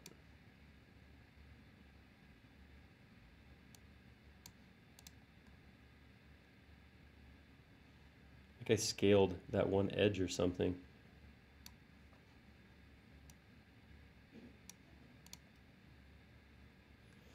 All right, there we go. Let's see how that looks. Whew. All right, back to the Fedora. Fedora does have a left and a right to it. I don't think I'll break this in half at this point and make components. It's not a whole lot of geometry. I'll just, when I go through and start doing my editing, I'll break it in such a way that I'll use things like scale to bring sides together or something like that. So first thing, so let's see, the brim of a fedora does kind of come up on the sides, becomes straight on the front. So I might do something similar to what I did before, because I might come through here and make a brim, kind of like I did on the bowler hat. So we'll start with that. I'll grab this and we'll offset this real quick. Just like on the bowler hat, I'll pull that in and I'll pull it up and then we'll break these two. That's a good start. But what I'm going to do is I'm going to select this line right here. Actually, before I do that, I'm going to put a line here and a line here. With that line selected, I'll do the same thing on the inside. So something else that you could do is you could create one surface of something like a hat, so make it, you know, one surface thick, and then use a tool like joint push pull to actually, there's a command called thickener, which will actually take a single surface and offset it a specific distance. So with something like a hat where you're, you know, whatever, I don't know, an 1/8 inch thick material, you could draw as a single surface and just offset it rather than dealing with the inside and outside like I am. That would work also. But to make this symmetrical, because I'm going to have a dip right in the middle, I'm going to select right here and I'm going to say select the rings. So it's going to select it all the way around. And then I'm going to throw a loop right in the middle of that. Because that is going to let me do things like take, all right, you guys got to get, I don't have room to maneuver. Be able to get to both sides of my hat. We grab these lines right here. Okay, I keep forgetting. Sorry that every once in a while my model drifts behind my face over here. I don't have my face on my monitor. Not that narcissistic. And I'm going to use Vertex Tools to just drop that down a little bit. And then I'm going to grab these two and Vertex Tools to bring that back up. And let's just subdivide just to see. Boom, perfect fedora.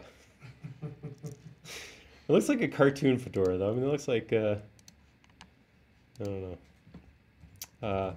Yeah, we can do better. We'll get better. Bear with me. This is a lot of times an iterative process. I'm going to grab these lines right here. And I'm going to use Vertex Tools to slide them forward. Bring them down. Give me a brim there.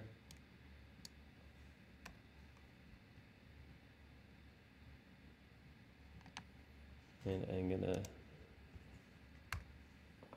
maybe grab these. This is one of the cool things I like. This is what the part I like about Vertex Tools. I was talking about sculpting earlier. Is with Vertex Tools, you can grab pieces and just start pushing them around like this, and everything stays connected. The other thing the Vertex Tools will prevent from happening is merging of geometry. So I can grab this chunk, slide it all the way inside the hat, and then pull it right back out again. I don't have to worry about faces grabbing onto each other and merging together, which is kind of cool as you're modeling.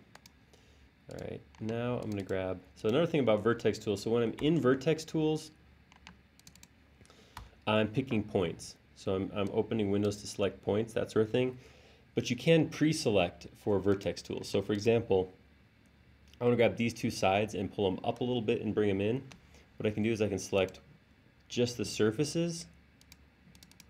Actually, double click here, and then when I hit Vertex Tools, those pieces will already be selected. So now I can just pull them up. And actually I want to grab more than just that. I'm going to grab these ones too. Bring those in ever so slightly.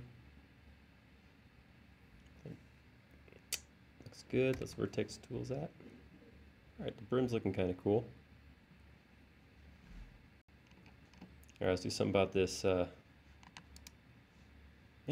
killing me with that message. Alright, let's do something about this butt hat. The true definition of a butt head. You did have a question also about in order to utilize the extensions the most, is it like, do you need to have a 3D mouse or? No, absolutely not. There's nothing I'm doing right now that couldn't be done without a 3D mouse. The big difference is I'm saving you guys from this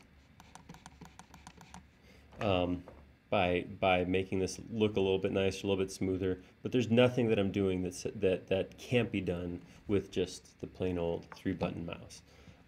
I've just developed a lot of workflows with this that help present it better, but it's absolutely not a requirement. All right, I want to put a loop of lines right about here all the way around. So what I've done before is I've kind of selected this ring and then added loops. In this case, what I'm going to do is I'm actually going to grab a loop and copy it. So I'm going to grab this line right here and I'm going to select the rest of that. And I'm just going to use plain old ordinary move with the modifier key to drag that up and drop it right there. The cool thing to remember, it's when you're in something like a specific tool set or like in a Fredo tool or these tools right here, it's hard to, you start using the tools that are embedded inside that suite of tools, but you got to remember you are always in SketchUp. So modifying geometry is always as easy as it is just normal SketchUp. So I can just grab lines, move them. I don't have to do anything special like that. All right, and with that, the reason I did that is so I could grab this, and I'm going to use Vertex Tools to shrink that in a little bit. Same thing up here. Grab those. Oops, too much. And select these two. There you go.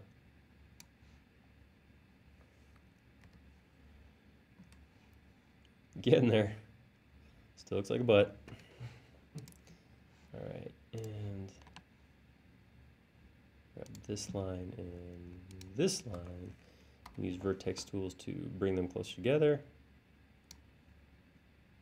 Ooh, I forgot about the inside.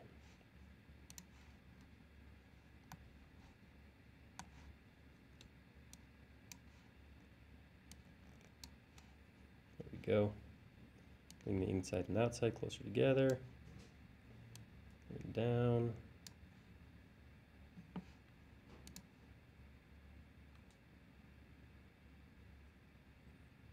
Okay, and let's simplify that. We're getting there. One of the things I'm seeing that I don't like very much, we're talking about the way those creases happen. So this crease is basically, turn on my hidden, I got it on the outside, so it's creating kind of a mountain rather than folding in. This is where I can use that reverse to swap that the other direction.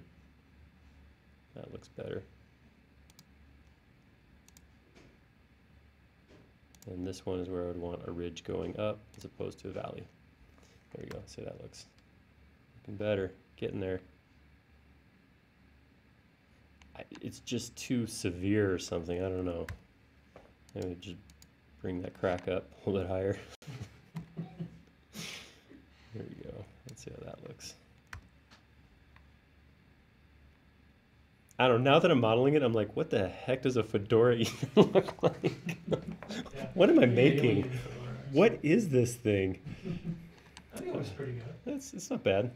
It's no Indiana Jones, but so yeah, you're getting the idea. I don't know. Let's just as a last ditch effort, I think if I bring these two peaks in a little bit closer, maybe squeeze them together a teeny bit more. Oh, inside. Both sides, not just this one. Just tug it in there where nobody can see it. Ah, fixed. I think that's what this is right here. You got another little node trying to pop its way out. All right, let's see what that looks like. That's Fedora-y, right? Maybe. It looks Bavarian. See, I obviously don't know enough about hats. I thought a Bavarian was like, isn't that like a pastry of some sort? Maybe, but Bavarian's also like German, right? There's like a specific region in Germany. I'll try to get a photo of it. Okay, there we go. He's gonna come back with the genie again. Yeah.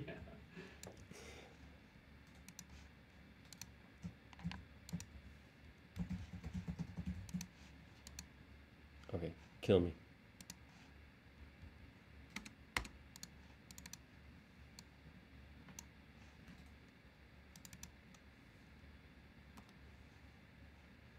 Pull this out a little bit. Oh, very like Lederhosen-y. Yeah. You just need to throw a little. That's the speed I'm working at. I caught up. It's the sharpness of this. It's this right here, isn't it? It's a little. Yeah, that's the one. I was subconsciously thinking of that, I guess. Yep, that's what I was aiming for. Perfect, just how I wanted it to be. Now that's actually kind of cool because that one actually has very well-defined lines in here. It would actually probably be even easier to create that crease, that triangle. Mm-hmm. All right, well, I'm just going to leave my mutant offspring of a Fedora and Bavarian hat as it is. Let's line these guys up and subdivide them all for no reason other than because we can.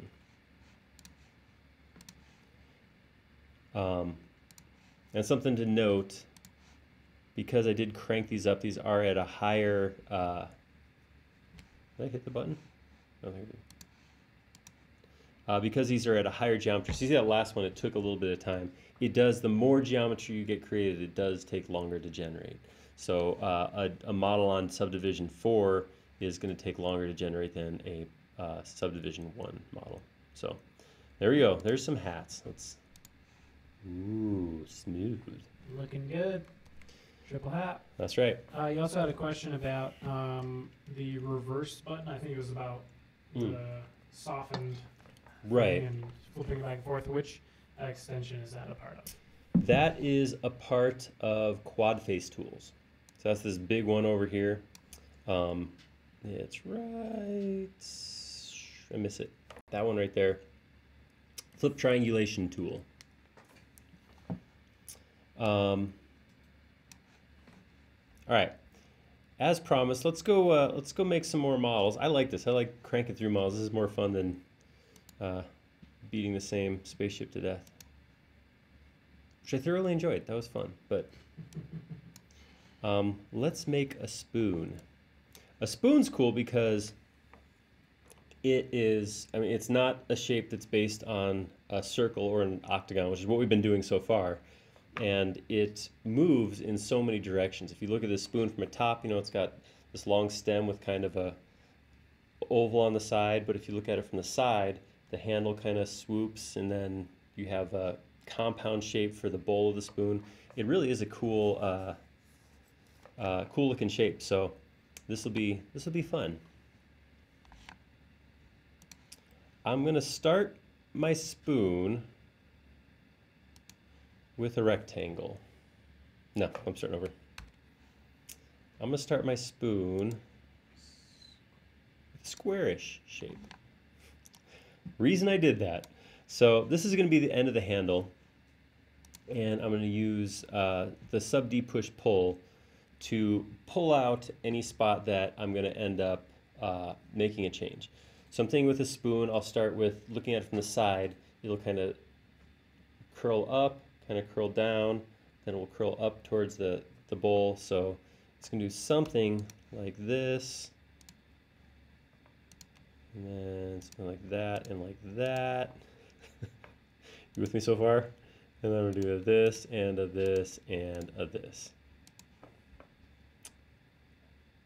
Perfect. Spoon.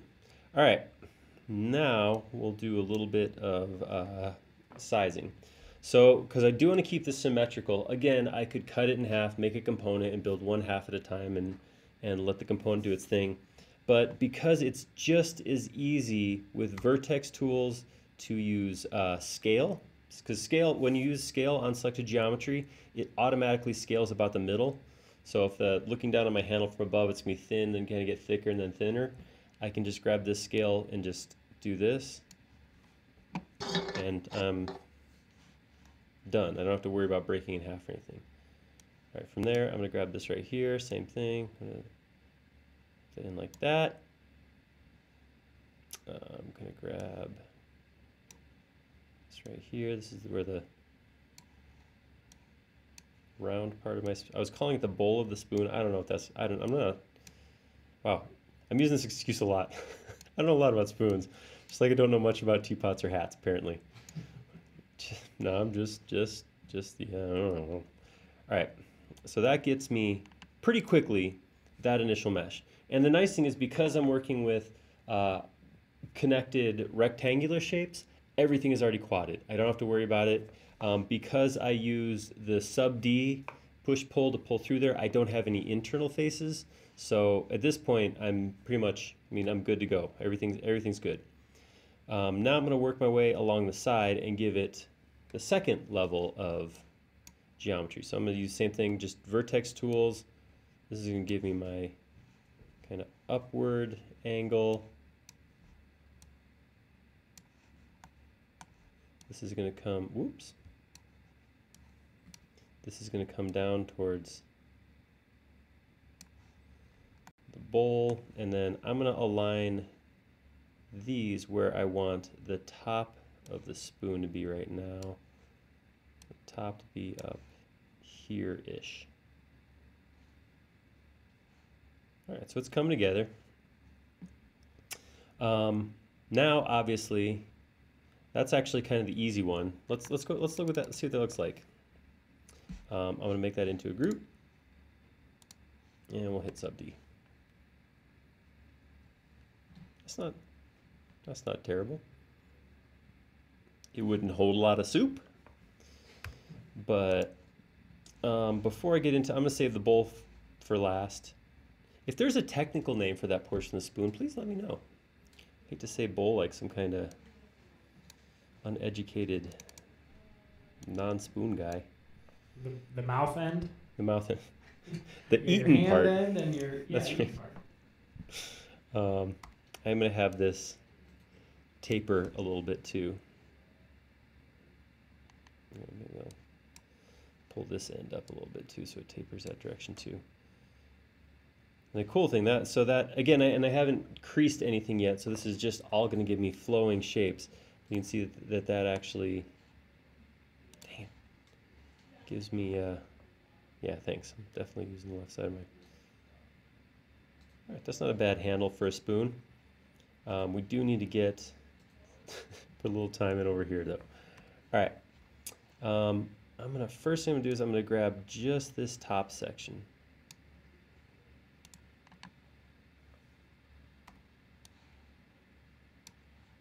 This is going to come up. And this part right here is going to come down.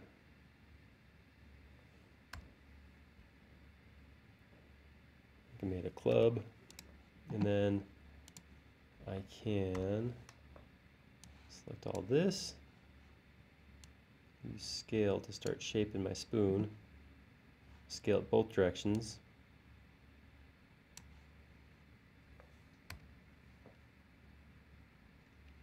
All right, it's working, it's working. It's not quite, more of a ladle thing. I want to pull this front part back. So I'm going to just grab just this portion right here, slide that back some more.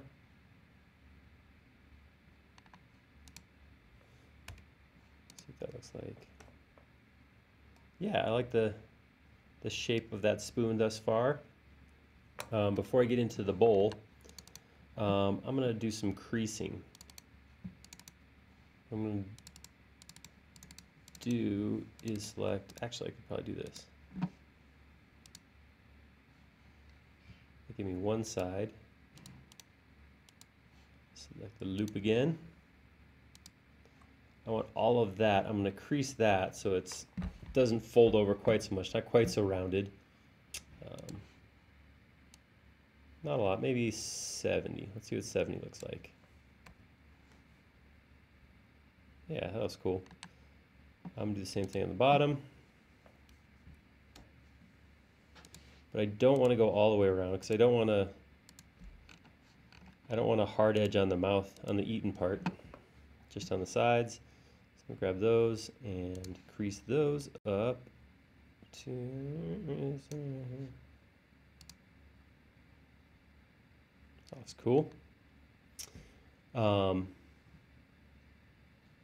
Yeah, I could have used, when I did the scaling up here, I scaled one direction, then I scaled the other. I can use a modifier tool to scale in both directions, but I didn't necessarily want to scale it uniformly. I was working on this dimension, then this dimension, and it didn't turn out to be exactly the same. Ooh, I am seeing when I look at it this way, the shadow here goes the opposite of the shadow here, so we're going to look at that reverse tool again. One of the cool things, so it shows you the direction of the quadding when you highlight over it. So you can see this one's coming this direction, so to be symmetrical this would come the opposite way, but you can see it actually is flipped. So if I look at how do I want that? No, that was probably right. How do I want this one? This one looks symmetrical. I don't know if this one matters as much, but we'll make it the same. All right. Getting good, getting close, not a bad spoon thus far. I might come in and this is the, I mean, for me this is the fun part where you start playing with shapes and decide what is your spoon going to look like. One of the things to remember with subdivision is by nature when you hit subdivide it's going to go in and smooth stuff out. So you can do things like that, like a rather severe break right here, but when it subdivides it's going to kind of find the middle of it, so it's not going to be quite such a large severe transition. And as I bring that up it's going to get more smoothed out. Yeah, see that's a pretty good looking little spoon right there, except for the one glaring issue of course right here. So let's jump into that. A couple different ways I could think to attack this. Here's how I'm going to go about it. I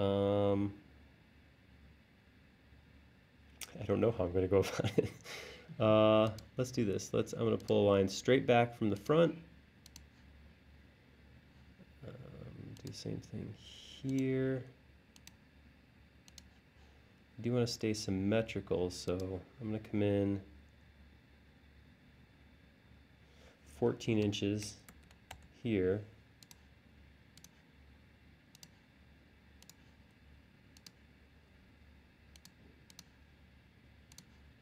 And again, these dimensions, obviously it's big. That's 14 inches in, so it's a large spoon. But the dimensions don't really matter. All I'm really looking for is to maintain symmetry. So as long as when I'm done, this is symmetrical, I can use Vertex Tools to go, this isn't perfectly even. This dimension is not the same as this dimension, same as this dimension. But that's okay. That's not going to break anything right now. All right, with that, I'm going to use Vertex Tools to just push this down. I'm starting to get a little spoon in my spoon. All right, I'm going to grab these 2 points and drop them down. I should pull them back too.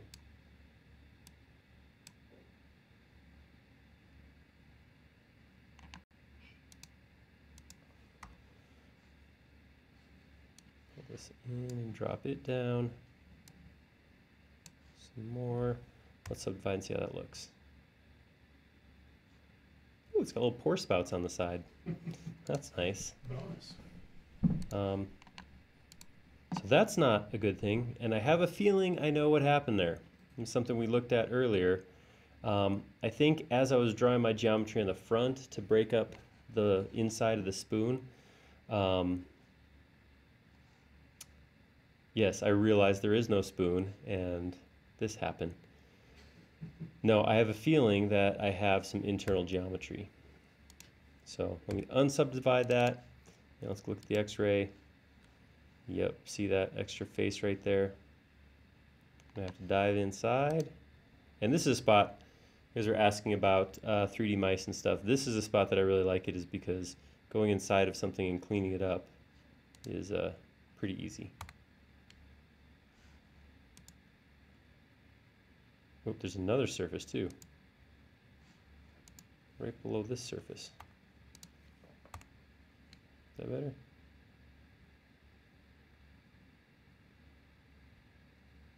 Okay. Let's see how that looks. Ooh, spoony. I like it. All right, so there's some smoothing to happen. A little bit of it was a little warped down here. That's probably because, yeah, it's flat like this. So I may take this, push that down, pull out a little bit. Right here. Up, down, probably grab these 2 points. So something else that Vertex Tools does, and I haven't been doing a good job keeping an eye on this, put this in the same category as saving, it does tell you how many vertices are selected, because you can actually come in here and select vertices through the face. So even though I have 3 highlighted right here, I actually got a full 10. So it is something to keep an eye on. I'll go like that, pull this in a little bit, and let's see. All right. Now I'm not an expert on cutlery, as we've discussed, but I can tell you that right there's a spoon. So yeah, actually silverware is kind of a, I don't know why, it's I think, like I said, we were talking about, because it moves in multiple directions. It swoops this way, it changes.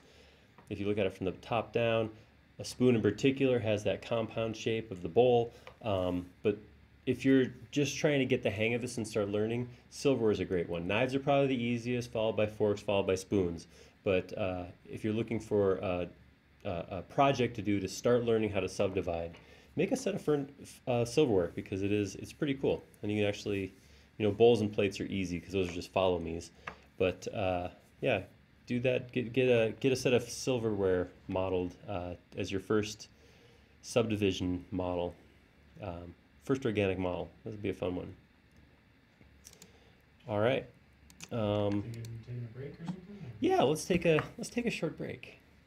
We'll go take care of things over here, and we'll come right back. And what are we doing next? What was the other thing we talked about? I don't know if we have anything. All right. Yeah. Homework project for the next 10 minutes. tell us some more things that would be fun to model, because those were all great things you guys came up with, and let's keep it rolling. Let's do a couple more models today. Yeah, we'll come back in about 10 minutes, and we'll model whatever you guys say we should. All right.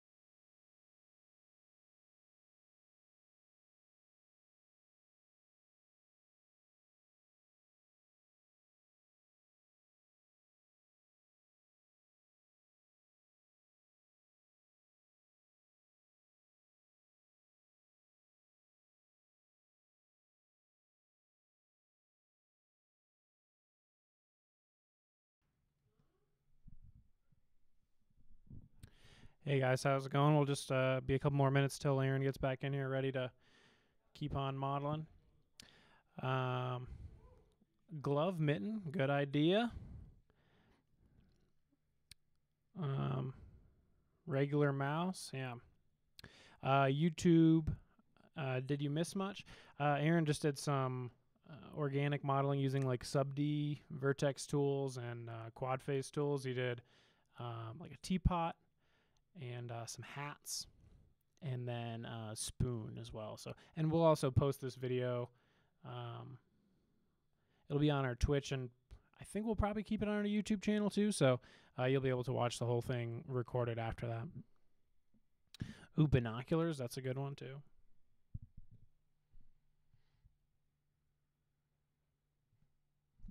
The Kraken. Yeah, that would be it's organic.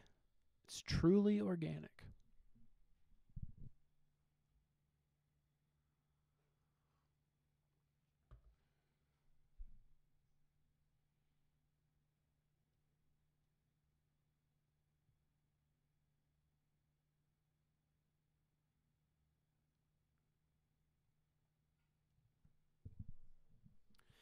Yeah, I agreed about with symmetrical stuff, you can just do half of it. I think Aaron kind of talked about that a little bit in that because the Vertex Tools, the scale's about the center, like it's just as easy to do it both at once. I personally think it would make more sense to do just half of it and mirror it, but yeah, I think you can do it both ways, so.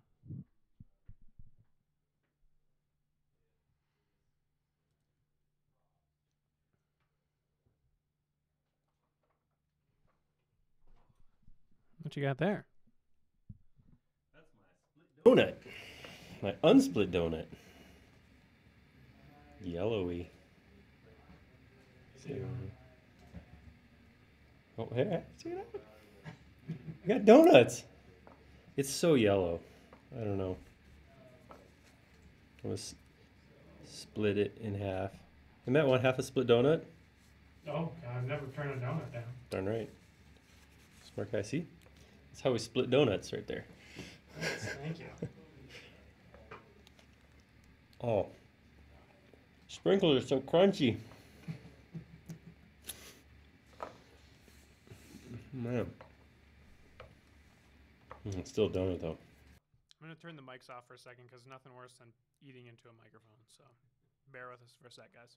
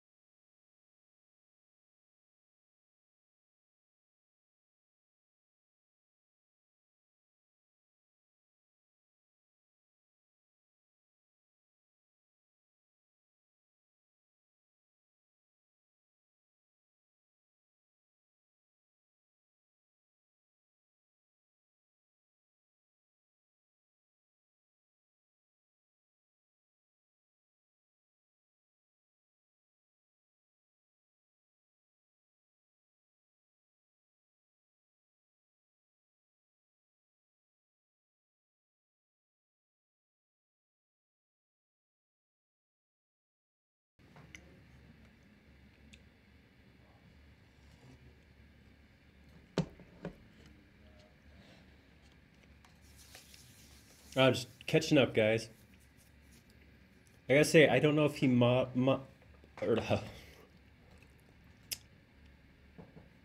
I'll try it again.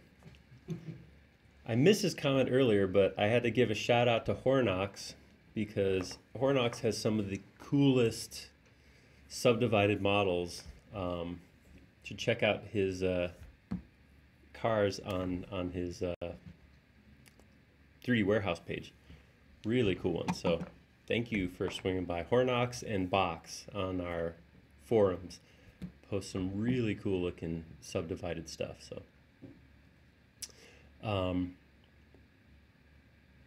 some looks like a couple of people came in during the break. Thanks for coming. Yeah, we've been modeling for a couple hours and had to yeah, shout out to Box. Had to take a break and apparently get a donut and some coffee is what we had to do. A see-through cup. Oh, my drink's gonna fall out. Let's see if you can see my hand behind it. Nope, still can't work. Still doesn't work. I was thinking that was awful white when I held it up. Anyhow, all right. So we did have a couple of ideas come in, which was good because that's what we asked for. Mouse is a good one. Modeling a donut. And you got people said glove or mitten. Oh, that's where you're gonna look at a hand. We can do a hand. We can try a hand. We can always try, right? That's something. That's a thing that I've said. There's a couple questions came in on Twitch. The question about modeling a component in mirroring. It's actually not it was a statement from Hornox that it is good to do half of it, and I would most of the time I would probably do that. I would make half of it and just model it. Not a bad idea at all. And the other question, ISO's move man is establishing level of detail first, critical to tool selection.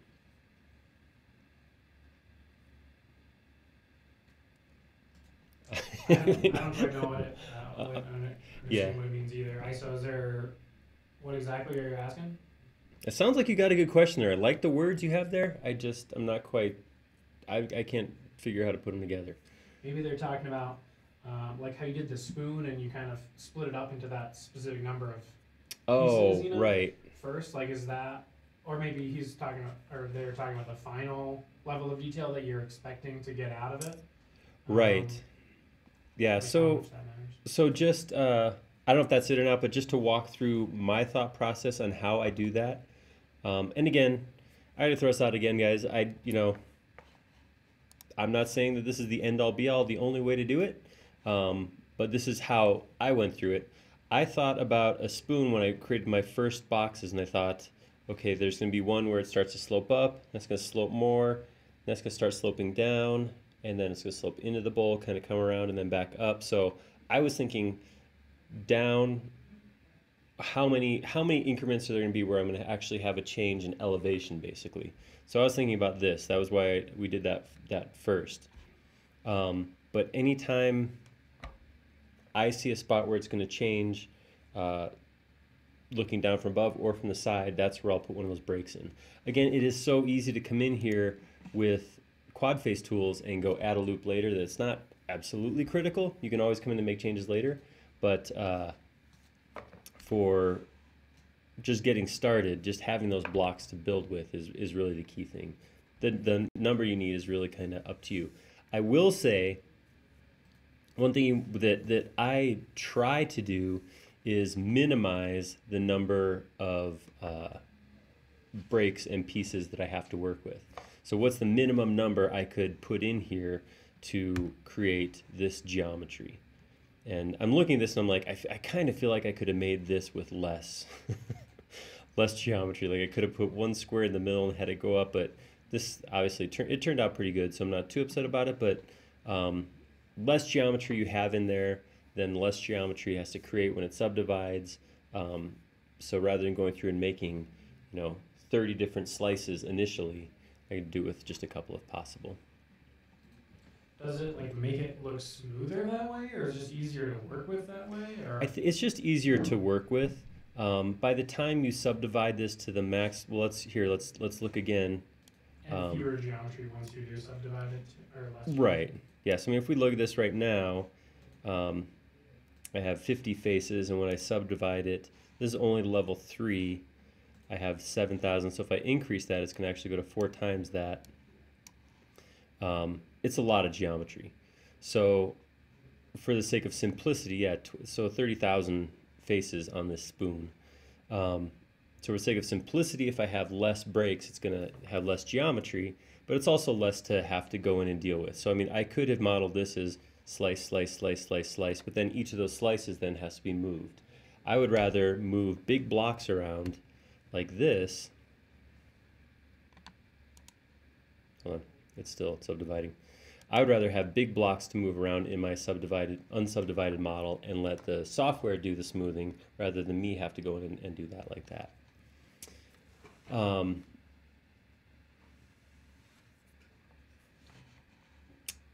With Hornox asking about showing where I was able to see where geometry was irregular, that's this tool right here. It's actually part of quad face tools. Is that what you're asking about? Flipping the quads, flipping triangulation. That's one where I could actually mouse over and see my different quads.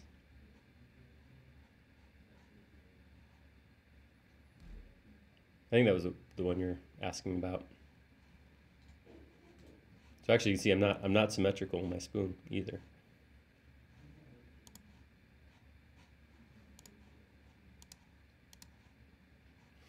Okay, so that's our spoon. Let's go make a hand.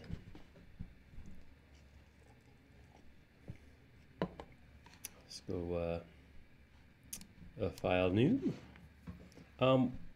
Let me know if you guys would have any interest. I can throw these up on the 3D warehouse, and that would let you actually jump inside and take a look at how the models are made. If you have any interest in that, let me know. Of course, that will mean I'll have to go back and save them, but I'm willing to do that for you guys.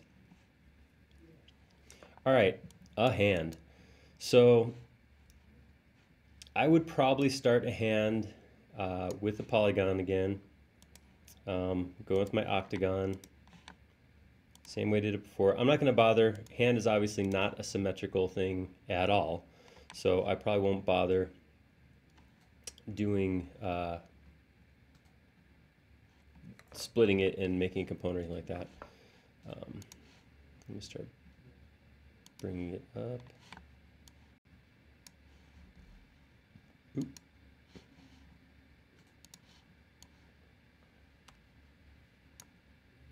There.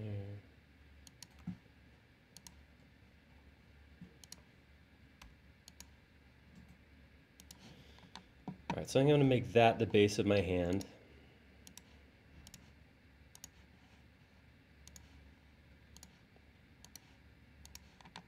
All right, so if we look at it from the side,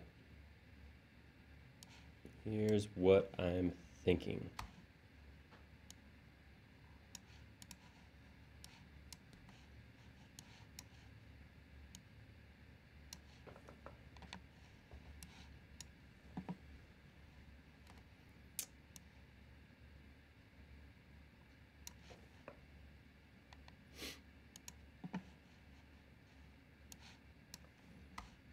This right here is kind of forearm and wrist. This is the wrist. I make this kind of the palm of the hand, so I probably would take this and pull it out a little bit.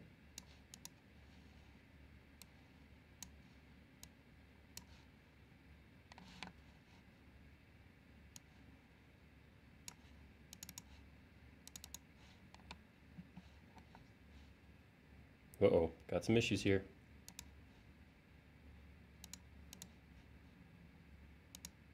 Clicking or thinking, they do go hand in hand. Should be doing both. Okay, so that's kind of this shape I have right here. I'm going to go ahead and make that a group. I'm going to run Solid Inspector because I think I created some internal geometry. And that is a good start.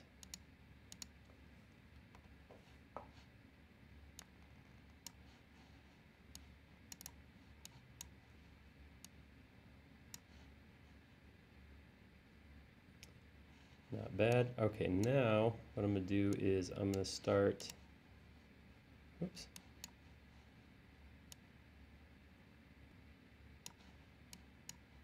I should get smaller. So left hand or right hand? Let's be a left hand. No. How about right? Oh, so many details when you try to say things.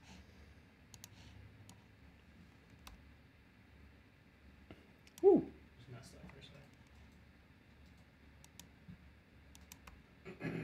Yeah, we will try to keep this full on PG and pull the fingers out in the proper order.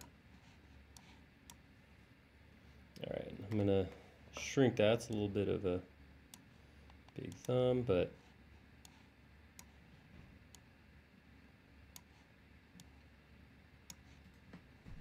a question from G Studios wondering whether you have any art training.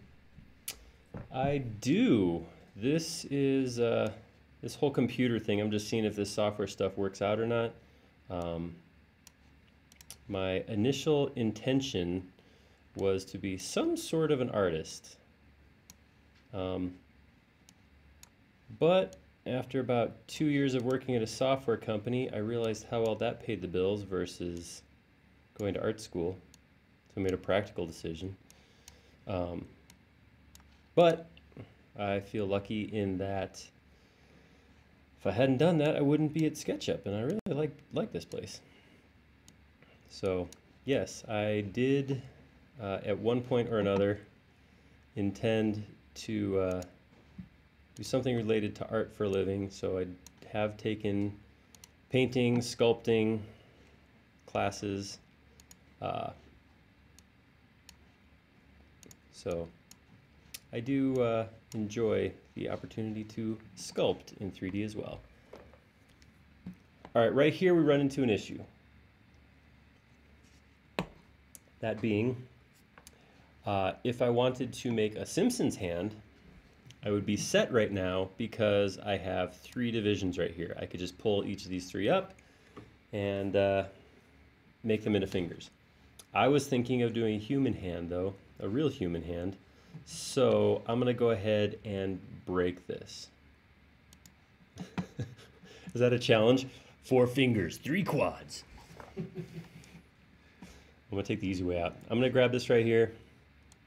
I'm gonna grab the rings around there and insert a loop right in the middle. So again, one of the things that's happening right now is I'm not getting uniform shapes right now, but again, that's okay. All I need is I need that initial geometry, and from that initial geometry, I can resize and move stuff around. Another thing that's gonna happen right now is, here, I'm gonna do this first. I'm gonna grab these 2, use Vertex Tools to spread these out and get a little bit closer to even geometry. As I pull these up now, I'm gonna grab each one, use Vertex Tools to move it over. Oops, something didn't happen right there. All right, so what happened there was this is apparently still a vertical surface. So when I pulled up, see that? That's an issue. So I'm gonna go grab the Sub D tool, because that is going to always crease it. And then I can take Vertex Tools and slide it out of the way. Like I said, Vertex Tools, as you're moving geometry around, won't merge geometry together. That's really cool, but push-pull will. So if I push-pull the one up into the next, it would actually merge it together. So I'm gonna work from the outsides in. I'm gonna grab this one right here. Same thing. Pull that up. Oop.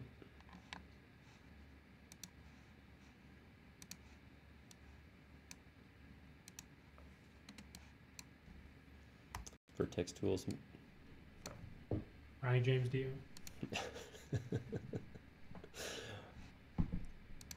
Grab this one, pull it up. And use Vertex Tools to scoot that over just so it's off center, so I'm not going to merge with this one as I pull up.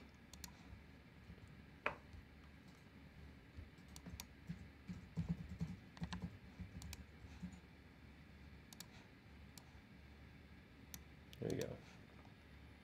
Stubby fingers. So one of the things I was talking about earlier is how square shapes don't turn into cylinders, and this is something that'll become apparent now. I'm going to save this because I do that all the time, of course. I'm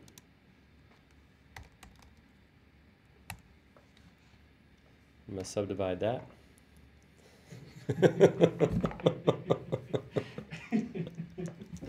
High five, you're done, man. I think I'm there. We did it. Good job, guys. But you can see the way that, like, this thumb, the way it didn't really round out. I mean, it was a rectangle. It wasn't a perfect square, but you can see it definitely keeps that kind of cylinder shape. I'll go ahead and increase a little bit. It's not too bad, but it's something to keep in mind, be conscious of. I could, if I really wanted to, come in here and maybe do a transition from a 4-sided piece to an 8-sided piece to kind of give me a little more cylindrical shape in the fingers. But for right now, I think that's going to work. All right, so as I'm looking at this, if I look at this, this one should be the longest, followed by this one, which I'm going to bring back over now. And this guy down here is significantly shorter. Not only is it shorter, hey, look at this. I'm modeling something that I not only have a reference for, but I'm familiar with. This is nice. No getting out of this one, Dietzen. All right, no excuses. All right, so something like that is more how a pinky connects on the end. It also is thinner.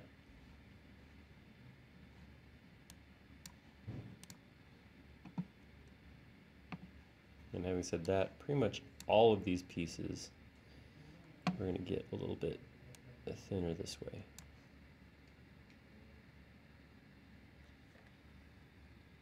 A little more. A little bit, ultimately a little bit longer. All right. Hey Gordon, it's we're about 2:30 over here in Mountain Time. We're in Colorado.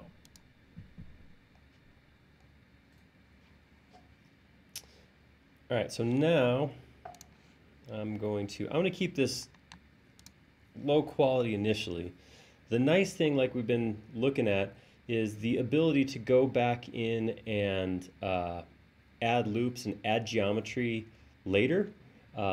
Means I don't have to get real detailed right now. So I have to go in and go, okay, so I'm going to have one section right here, then maybe two sections so I can get kind of the knuckle thing going, and another side. I don't have to have each finger be, 12 pieces. I'm just going to do each chunk, so 1, 2, 3 pieces on each finger. That's where I'll start with, and then if I want to add additional loops or additional loops there, I can do that. Go like that, and then like that.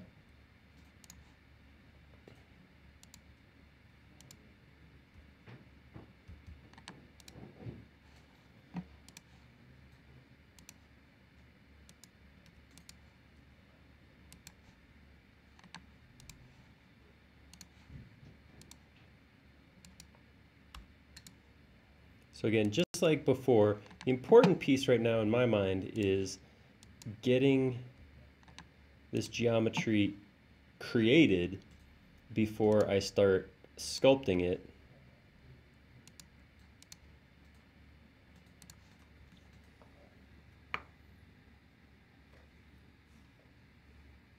Yeah, that's something like that. Let's see what that looks like. Pretty good. Not too bad. I guess a pinky could go off like that. All right. I'm going to make some adjustments right here, right now. I want this stuff right here. Down like that more. Let's rotate that a little more. Ooh, ow! That's got to hurt.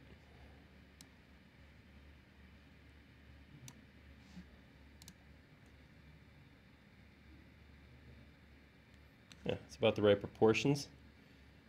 That's handish. Right, I'm going to pull this out a little bit.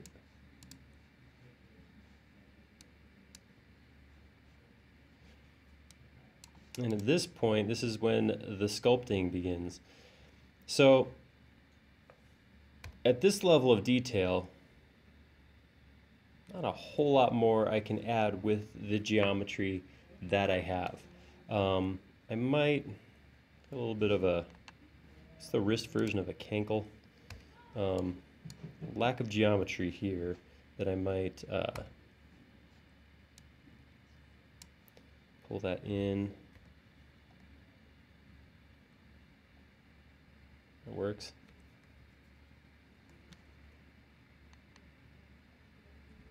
All right. Thus far, I'm pretty happy. Now, let's make a claw. That's a fun thing to make out of a hand. All right, step out, step back in. All right, so I'm gonna look at it from the front. And so this is, there's something to point out. A lederhosen hat. See, I would have known what that was, but Varian tripped me up.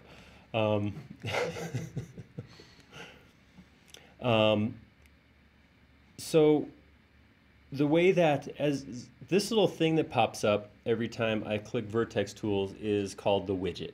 And the widget is 3 controls in one. It's move, scale, and rotate.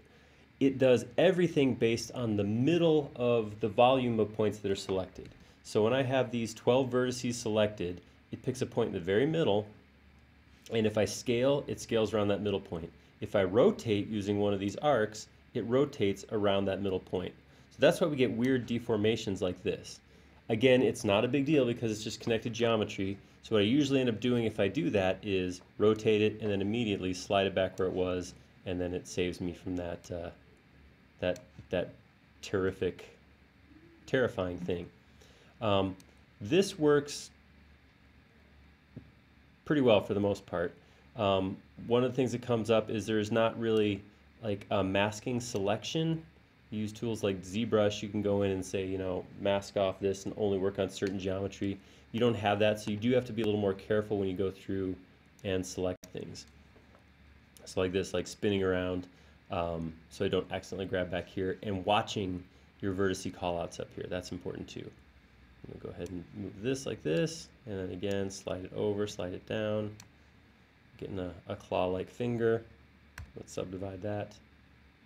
So this is one thing that's gonna happen. I should have gone with Simpsons, because this is gonna give me noodle fingers. I'm not gonna have any straight points on here, because I only have these 3 subdivisions. As I increase subdivision, it's just going to get smoother and smoother. So I'm going to have this Adventure Time looking hand right here. This is where I can maybe save a little bit of this with creasing. So I might be able to come in here, and I'm going to grab, just to experiment. So this is where the creases would be in my finger. So I might be able to say increase that crease. And it saves a little bit, but you can see I still got a thing going on. I'm gonna try the same thing back here. Try creasing. Let's see what happens. You know, I've seen worse things. I might try to work with that, see how much we can do. Because the other option then is to go in and create additional control loops. So a control loop is where I would have something like, let's hop off to the side and make, I gotta do something first, because it drives me crazy. I gotta get this flat on the bottom, because that weird rounded off nub is killing me. All right, grab those lines, crease that up to 100. Ah, there we go. Proper cutoff hand. So here, let's do this.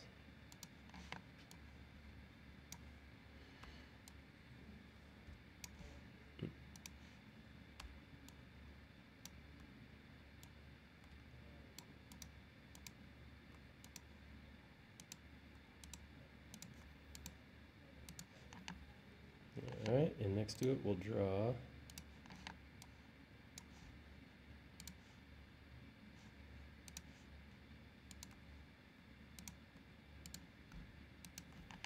so what we're dealing is this is our finger right now. So as I take this, and just like I'm doing now, rotate it over, rotate it over. So when I take that, make it a group, I get basically a Cheeto, a smoothed out. It's a great way to draw a pickle, but it doesn't necessarily work real good for the finger. So control loops add additional geometry between those breaks. So let's see how well I can do this. I'll take this and rotate it over a little, and then we'll grab this next section like that. Get rid of that point there. There you go. Rotate that over. So basically, I'm giving the knuckle its own set of geometry right here. And rotate this one over a little bit more, a little more severe.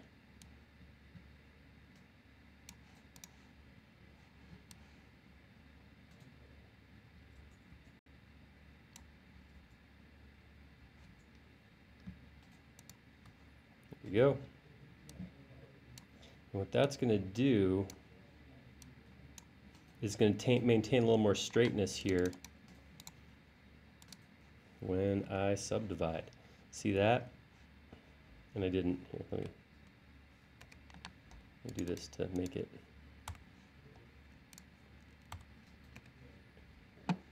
you can see it keeps a little bit of straight here and here and here, and puts the bend in closer to these two lines. So it's going to make it a little bit easier to get a proper finger shape than what I can do with just creasing alone. So that may be something that I should probably just do so we can get the best hand possible. So I'm going to come in here. First off, I'm gonna get rid of my creasing real quick because I don't want to necessarily keep these same lines creased in the same spot.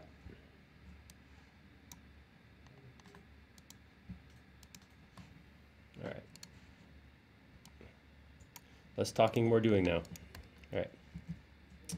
Pretty easy to add these in. I can just grab this point right here, grab that whole ring. I'm not going to use the insert loop. I'm going to use the split edges or connect edges tool. And I'm going to put these pretty far out. So I'm going to be like 80, 70.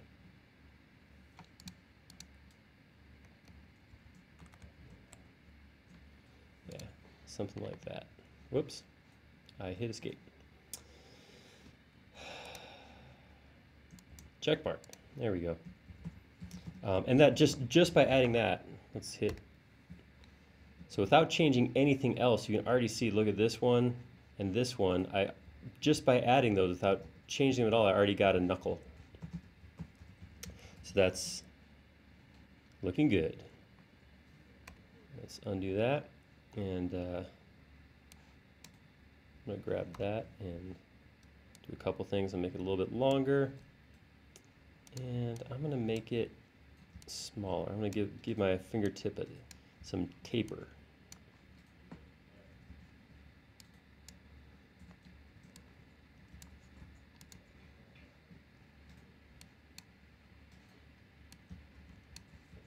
Let's see how that looks. Ooh, not too bad, not too bad. I may, it looks a little bit clunky to me still, so I'm going to grab this point.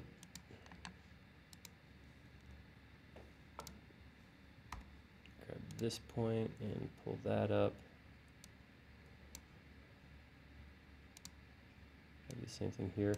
So something else, when you use the widget, we were talking about the widget earlier, the widget, these controls are by default set to the world origin. So when you click on a handle and pull it, you're pulling straight up, straight down, straight left, right, forward, backwards, according to the world origin.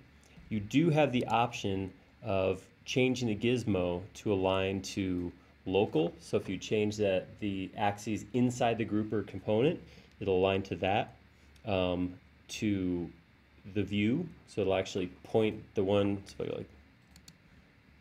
so it points blue straight at me and then allows me to pull that way.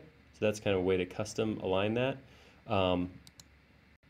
I tend to a lot of times leave it at the world, and if I'm trying to move something, I'll move it twice instead of trying to figure that out. So I'm okay going like this to move something rather than reassigning the axes or something like that, but you do have the option.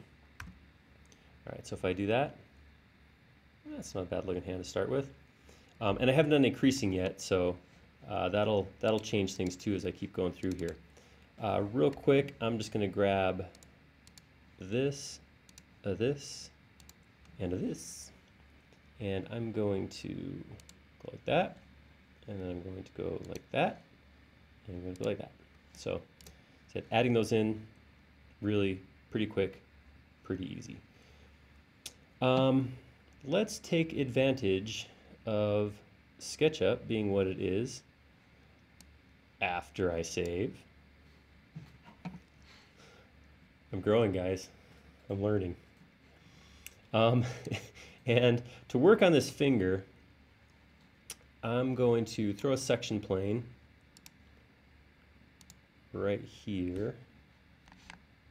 Pull over just a bit. There we go. All right, and then I'm going to hide it. That's going to make it a little bit easier for me to, I don't have to worry about accidentally selecting that other finger over there. Actually, I'm going to grab all of it. Actually, I want to grab all of it. There we go. And I'll take that and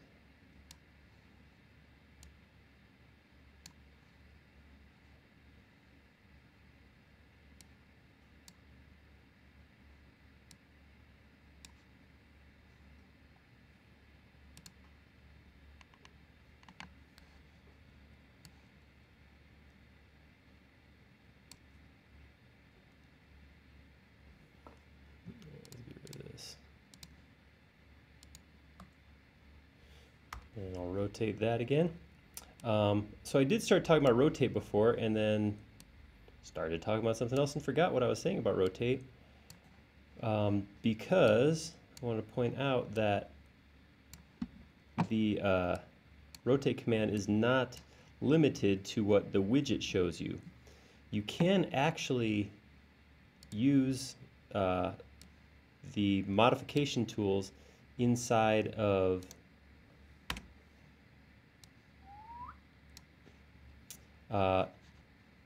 the individual modification tools, not just the widget when you're inside Vertex Tools. So as a default, it shows the widget, and that's what I was saying, you can move, scale, rotate right there, but you can also choose to do just one of them. And if I do just one of them, the interface becomes quite a bit different. So if I come in here and click on rotate, I actually get the ability to set the point I want to rotate from. So if in this point I want to rotate from the middle of my knuckle here, I could click that point, and just like regular rotate, the handle comes out and I can spin it around. It is still, as I'm moving those points, it is still going to deform, so you can see how that part of the finger is stretching out as I move it, but that's kind of what we're telling it to do. So I'm going to remove this part.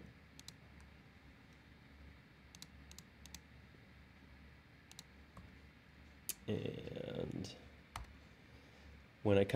if I leave Vertex Tools and come back in, it does put me into the same command. So now I can just grab this piece, rotate it over like that, and then maybe I'll clean this knuckle up just a little bit. Go back to my buddy the widget.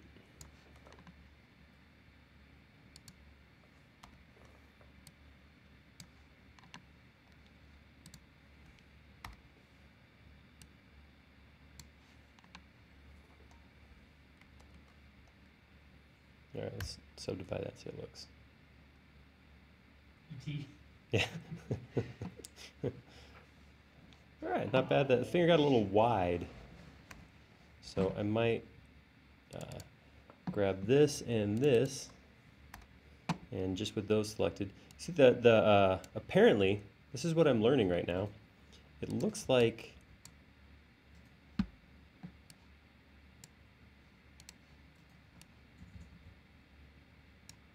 Vertex Tools is not honoring my section cut. It's showing me my points even though they're not visible to me. Interesting. I didn't know that, so that is news to me. I've learned my new thing for the day. Spread these fingers out a little bit. That's it. All right, it's coming along.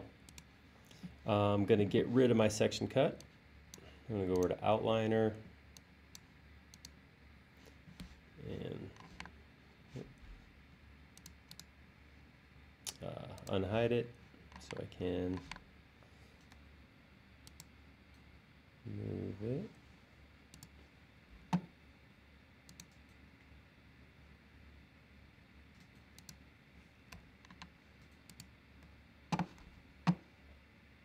Oh, it's cutting the finger, so I'm going to slide over a little more.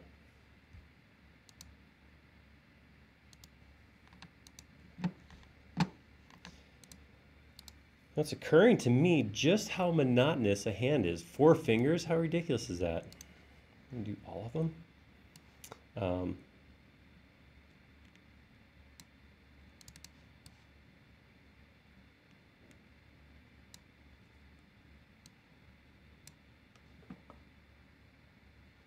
All right, Vertex Tools.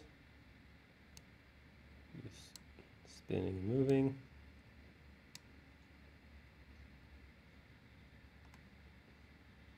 Ow. It just keeps looking more and more painful every time I move something.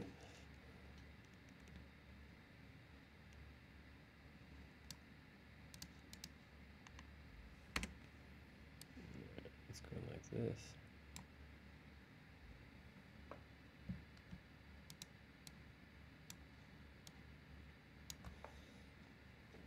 Just like with normal SketchUp, when you go to select things for Vertex Tools, it's a great idea to get used to using those modifier keys to add and delete from the selection.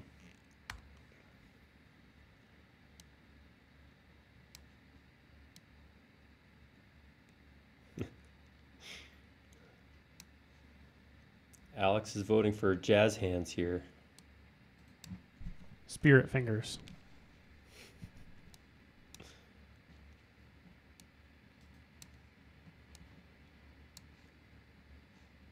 All right.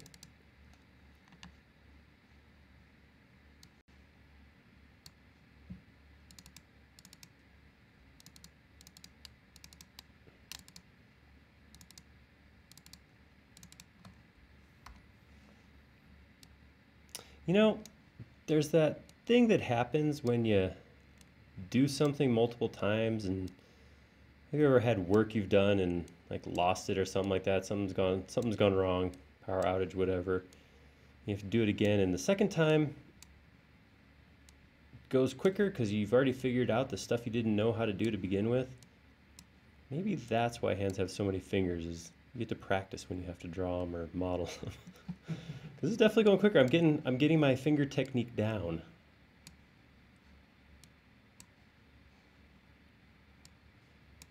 All right.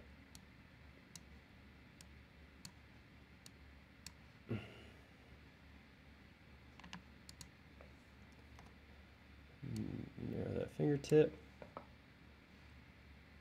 Ooh, got a growth.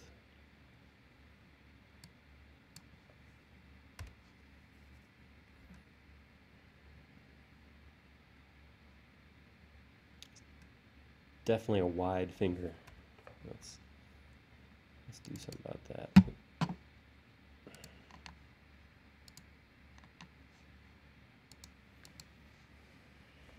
Okay, just stop. There we go. All right, let's bring it down. Ooh, yeah, forward. Slender, beautiful fingers. That's what I'm shooting for.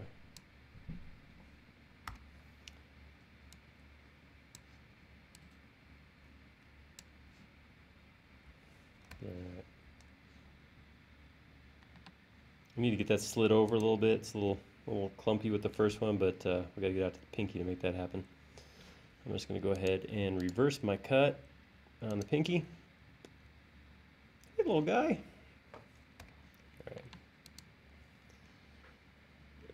So this will go, this part should go pretty quick. Because I'm a master, I'm now, you know, I'm kind of a big deal. Master of finger manipulation in 3D. Getting cocky. This is when it all falls apart.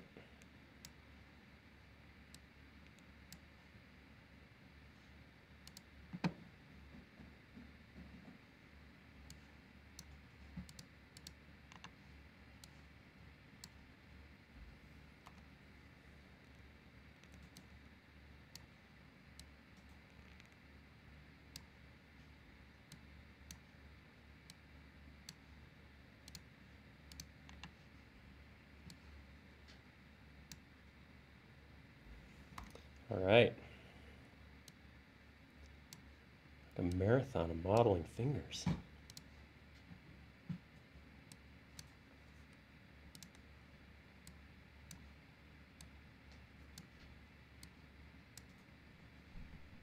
You know, my dad was a hand model at Really? one point in his career, yeah. Maybe. When I was a kid, he had like a magazine that he was on the cover of, but it was just his hand. So these hands are descendant of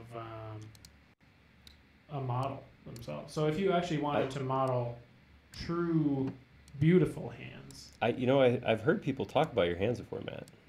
yeah, no, I think there's a reason for that, and it's because I come from a long line of obviously. It's all about lineage. Right. Hand models.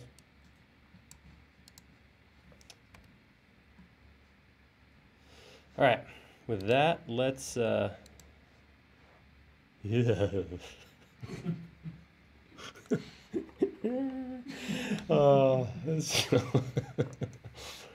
Yeah. So perfection done. All right. Have you ever seen that video? It's like a woman who's she's a hand model and she's really into her hands and like keeping them in good shape and stuff. So she wears like latex gloves, but that are filled with lotion. So she has like lotion on her fingers at all times. And then she does this weird. That's what that hand reminded me of. She does this weird thing with her. She's like moves her fingers around like, ooh. This is just my. She does like this kind of move, which is definitely like a hand model move. You would know. I mean, I guess. Yeah, my dad does it all the time. Just reliving my glory days, son.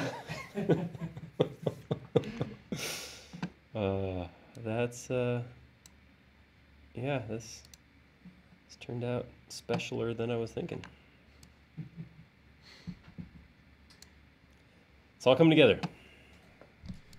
Let's see. You did have some questions about could you just model one finger and then copy and kind of move it around?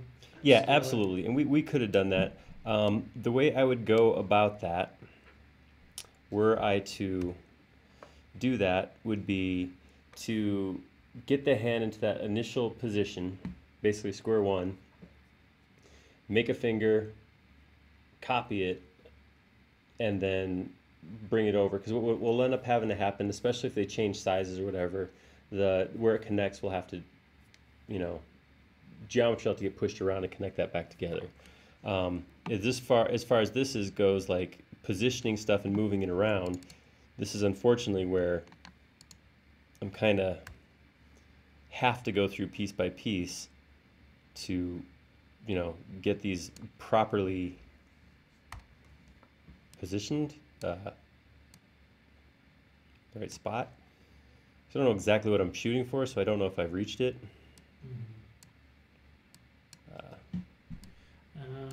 I also have a comment that fingers bend more from the middle knuckles. So it looks they do kind of weird because the end knuckles are bending more than the middle ones are. It's like a little thing. That is an excellent, excellent observation. See if we can't fix that. Remedy that.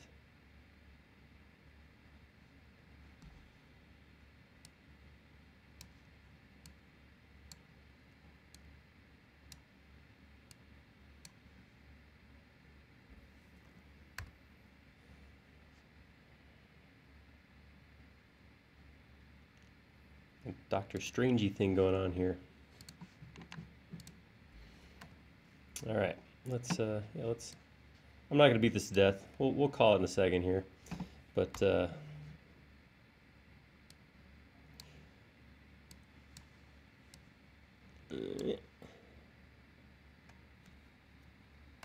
how that looks. Ooh, not too bad. It's a little too uniform. I wonder. You know what? Let's get some real curl going on this guy on here in the end. Let's grab this pinky.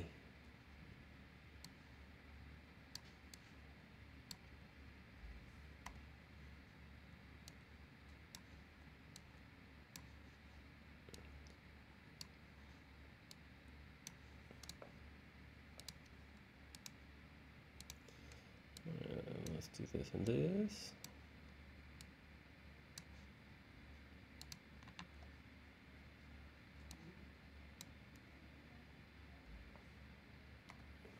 And bend this over.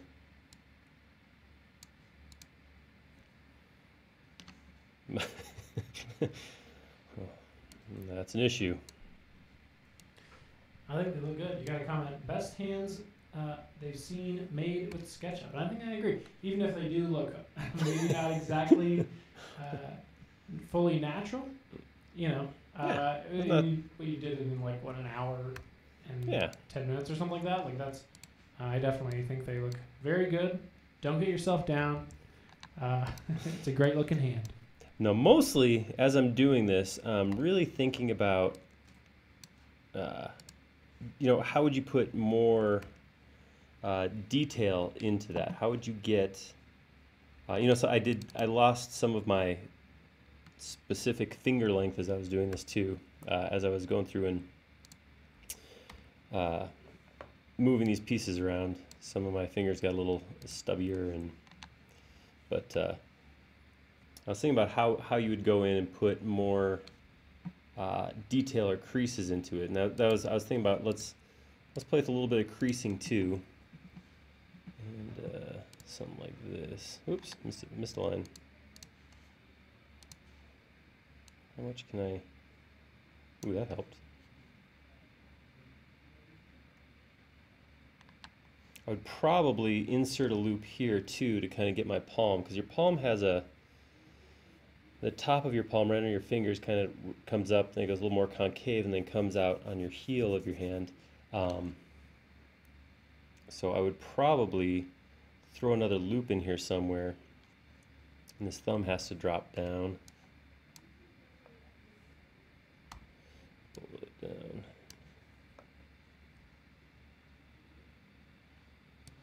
Look at all of this.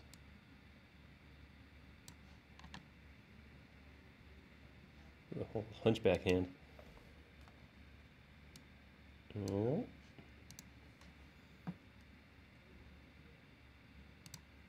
Alright, so then I can go grab this, throw a loop in there,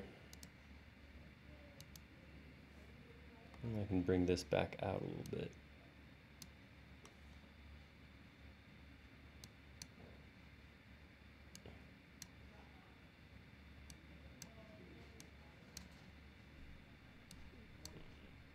Something like that. I don't know.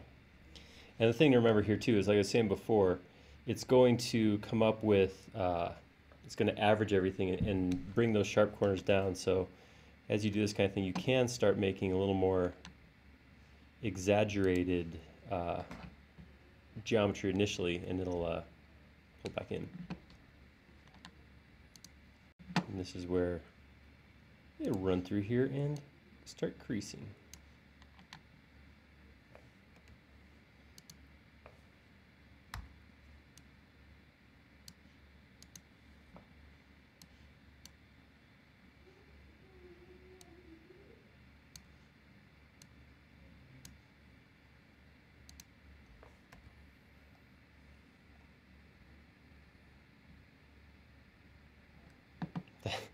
I either these ones are still too big, or I over skinny that front finger because anyhow, yes, I know I'm probably looking for a little too much perfection, but something cool that we could also do at this point, this is where textures come into play, because taking a good, you're right, let's do that real quick.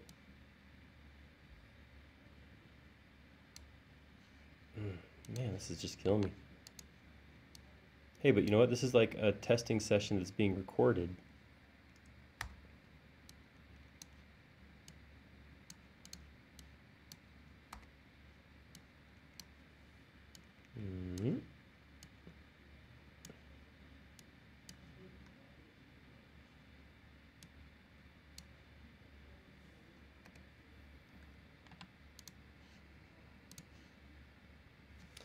Alright, so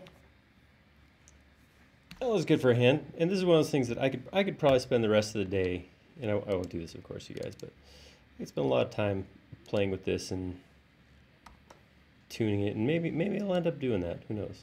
Maybe I'll end up with something that took way too long to draw for no particular purpose. But yeah.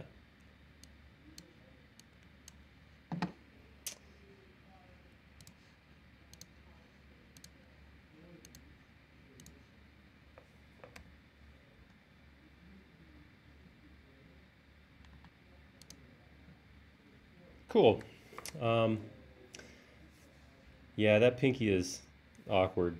I think it's too big now too. I think if you straighten it out, it's just as long as this finger over here. I might have to squish it back together a little bit.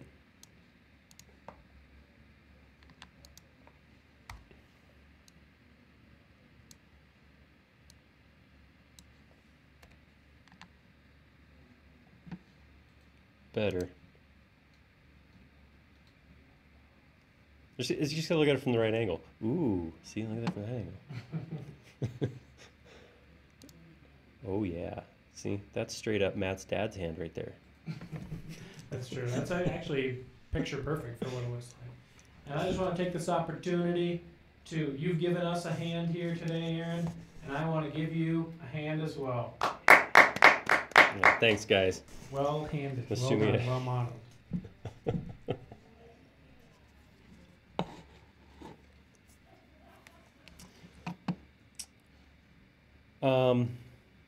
Yeah, so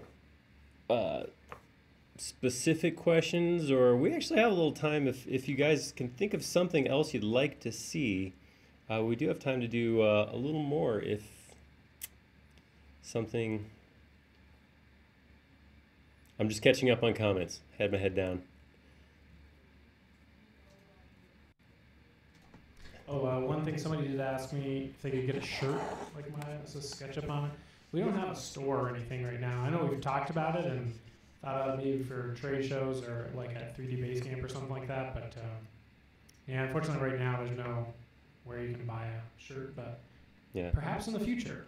That one in particular, the only way to get that one right there is to actually work for SketchUp and go to an event. So that's there's a trade show shirt. A privileged shirt. Yeah. I worked hard for this one. It means responsibility. That's what that means. Right.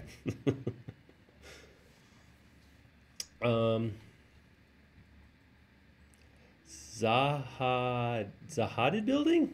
Zaha Hadid is like an architect. Oh. There was. Let's see what that looks like. So in all seriousness, you're not the first person who says, I want to work for SketchUp. I always recommend people go to the Trimble website. If you go to Trimble and click on the Careers tab, it'll take you in and it'll actually give you a list of places that are hiring. And SketchUp does show up on that list. So anybody out there who's interested in applying, the way to do it is right through Trimble. Ooh, those are something. I don't know what the best. Probably not sub D, but that is some pretty cool. That would be I'd get into something like box scaling or Fredo scale. Get in there, take some geometry and move it around. That's pretty cool. These are cool looking buildings. Scary.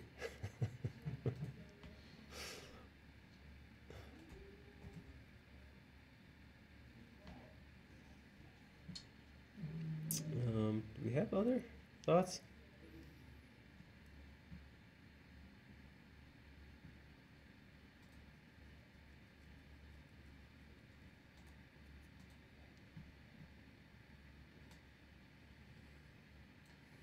Zaha Hadid died a year or two ago. Their firm is becoming very popular. I have heard of that before. I'm obviously work with a lot of architectural firms, but I myself am not much of a follower of architectural skills. So. Here's another. Ooh, that's a good one. That's cool. That was Nice. put that in the old comments there. Question about stacking push-pulls. So this is something we did look at a couple times, but I'm happy to touch on this again because it is an important part of this process. If you are going to come in and do something like that, so if I have a rectangle right here, if I pull up one, obviously it pulls up one. If you hold down the modifier key, Option, or not even hold down, I'm sorry, it's a toggle, so just tap Option key on Mac or Control on Windows, you'll pull up a new surface. And you can tell if you look at the cursor, if you watch the cursor, that little plus shows up next to it. that tells you you're going to pull out a new surface. The danger, the thing to be concerned about is with a standard push-pull, what that's doing is, what did I do? I'll put it inside the group.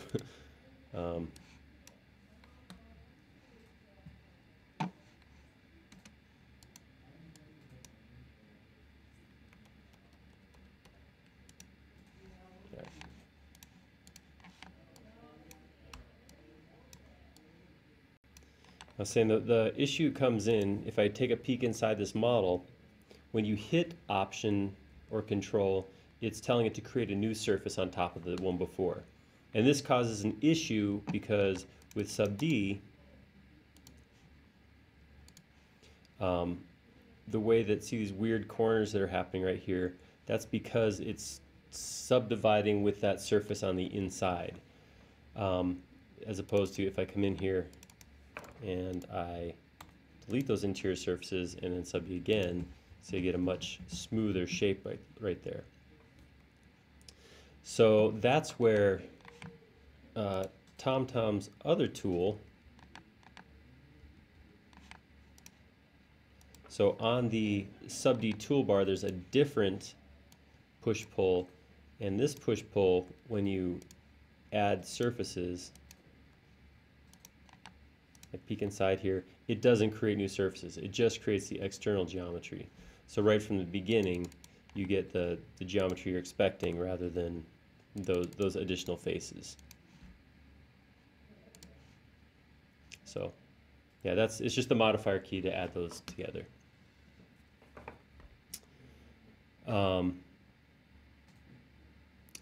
Dan Carmen's asking about rendering Sub D models. Yeah, that was it Z700 or something like that. It's, I mean, when it comes down to it, it's a rendered surface, so I don't know. It's more surfaces, so in that aspect, renders probably have to work a little bit harder. But as far as the geometry goes, it's just rendered geometry. So I don't know that it's specifically more difficult to render a Sub D model than another model, so other than there being more surfaces, because it is just creating a bunch more surfaces, a bunch more faces to be rendered inside. Matt pulled up the Sub D website on the Evil Software Empire, which is where you can purchase Sub D. And there's some cool examples of it up there. If you haven't seen Sub D before, or this is new to you, definitely check it out because it is pretty cool. Yeah, we scratched the surface of what you can do. Can you go through all the stuff you did today? Yep. A little recapper? We can. All right. Or I just mean show the yeah. models that you have. You don't have to redo everything. Let's just redraw it all. Okay, so we started with baby penguin, one-footed baby penguin. We'll unsubdivide, turn our lines back on. So this model was something, it was symmetrical, so I did actually do this as two separate pieces, so I had two components. The next step, if I was actually building this, what I would do after I created the two halves is I would come in here, explode them, make that a new group, and then I could come in and if I wanted to, I could actually clean up the center line if I'm going to leave it fully symmetrical. In this case, I might actually do something like that, but anyhow, once I got all that cleaned up, then okay, a little more cleaned up, sorry. I was half-assing. Got a full ass. Yep. All right. And there we go. And that would give me my penguin. And something like that. So that was where we started. That was the warm-up. From there, we did, oh yeah, Aladdin's lamp. The teapot / Aladdin's lamp. It was symmetric, but we didn't actually build it as halves. We did it all as one piece, and pulled that up when the teapot was done. I just did a quick scale, stretched it out, and we ended up with Aladdin's lamp, and Will Smith swung by once or twice for that. Not on there anymore. All right, from there, we went in and made a spoon. We showed how to cover with the simplest geometry possible to make that, and ended up with a very smooth spoon. It turned out really good. Next one was, I closed it, but I did have, here we go. We made some hats. I think that was before or after the spoon. That was before the spoon. So we made a bowler, Mad Hatter's top hat, and a Bavarian fedora. Yeah, I don't know. This one got away from me a little bit. I did not have a reference image. I probably should have gone with the reference image first, but hey, it's a hat. I mean, you see that, you would know that this goes on your head, and it is a hat. And then finally, we did the hand. So that was kind of an overview of what we did since we started at noon. So about 3 hours. We had a break in there. So yeah, that was pretty fun. That was a lot of fun. More questions at this point? I mean, it's 3 now. It's really too late to go back to work and start on something. So we're just gonna kind of hang out until, I don't know, until everybody leaves, I guess. We'll lock up. I'm down with that. So there are other questions you guys have? Could be nap time. Now that's quality streaming. That's where people tune into the Twitch, is to watch people napping. Wasn't there an Andy Warhol movie that was just a guy sleeping for like 24 hours? I think it's called Sleep. I could see that. You know, eventually you can do anything and call it art. You just have to have the right frame. All right, Dan, thanks for coming by. Glad you liked it. Hey, just before anybody else drops off, we're kind of still developing how this live stream thing's going to happen. Today we added YouTube to our Twitch stream, and you guys seem to be getting along just great, so that's awesome. We'll keep doing that. We will leave on either... we'll create a forum topic for this live stream. Actually, it already exists. If you want to go in there, if you have any feedback for us, if you want to comment to us on either channel, YouTube or Twitch, let us know what you liked, what you thought we can improve on. We're always looking to make this better. And if there's stuff you want to see us model. So this was organic modeling, was based on requests. So we did this today based on feedback we had from users. So if there's more you guys want to see, just let us know, because we're excited and we want this to be something that you guys want to watch. So please do let us know what else we can do for you. YouTube is asking about work with accuracy and dimensions. I don't get too stressed out on accuracy or dimensions when I do organic modeling. My biggest concern is to get the proportions correct. And then usually, like I said, I'll start with a much bigger model than necessary, just to keep the small faces from being a concern. And once I get that geometry correct, then I'll scale it after that. If you really wanted to work off of a fairly, here's the problem with precision. This hat right here is currently, if I go corner to corner, it's 5'9". I know that's its own problem, but that's not the part I'm talking about.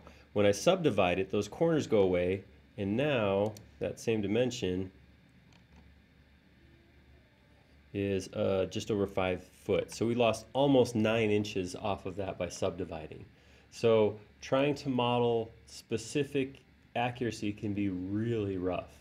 Like I said, the best way to do that is to model so that the proportions are correct, and resize after that. You can subdivide with reference image. So that's something I've done before. I have a video I did a couple years ago of a Learjet and I modeled the control mesh over the top of the Learjet and then subdivided it. And when you subdivided, the lines that originally lined up with the image shrunk inside because of the subdivision, the smoothing. So you end up having to go back and take your control mesh and make it bigger than it's supposed to be because the smoothing is going to shrink it down. So it is possible to be a little more accurate with it, but it's tough to get specific accuracy because that, and again, like I said, I know there's math in there.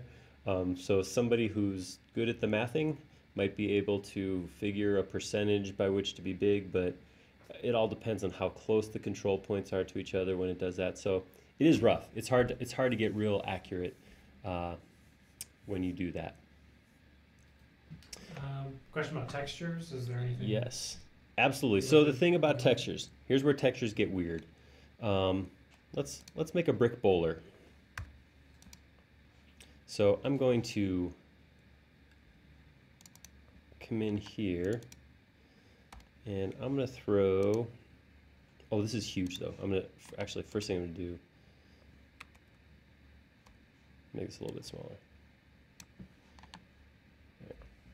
And I'm going to put a nice bricky texture on here.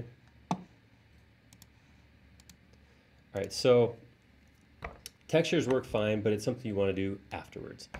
When I come in here, I'm going to subdivide that. And that's what happens. So actually, I mean, I guess you could say it's kind of cool. It is kind of cool looking. But you can see as those surfaces broke down, it ended up moving and swirling these shapes. So if let's go turn hidden line back on, and we'll unsubdivide. So these surfaces are applied to a single triangle, single rectangle, but when it gets broken up, it becomes a whole bunch more small pieces. So it breaks it and then it smooths it, so it ends up distorting quite severely the texture that's on there. So if you do want to apply textures, what I would suggest is applying them after you've done it. And hold on, there's an and there. It's doing some subdivision work. It's taking a second. And use projected textures. So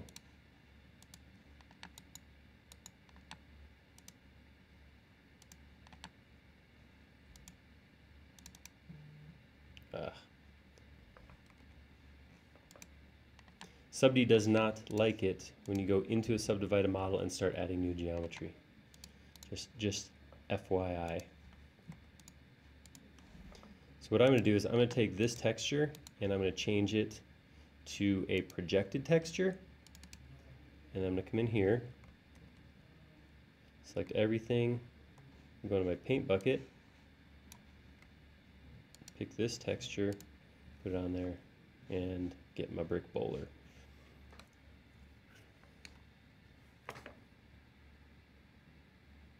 Should probably not have that divided to the highest level before I try to do that. But yeah, so it's just another curved surface. So using projected surfaces or a UV mapper. There's a couple of different UV mapping extensions that you can use for SketchUp if you want to break that surface down and project a surface or a material onto it normally rather than projected like that. You bet, thank you. And also we will be putting up the video, it'll be on Twitch and YouTube after this too, so if you missed part of it or if you want to go back and watch other sections of it, it'll be up there. Mm-hmm.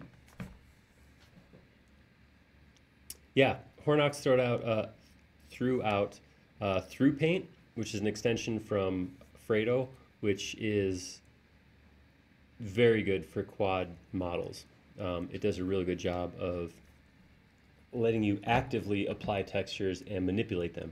Really cool. It's a good one. And then the other one, SketchUV, somebody called out SketchUV extension, which is more of a standard UV mapping extension to put textures onto those sorts of shapes. This is kind of cool. This is kind of making me want to go get a bowler and paint a brick faux brick on it. Brick hat. I like that idea.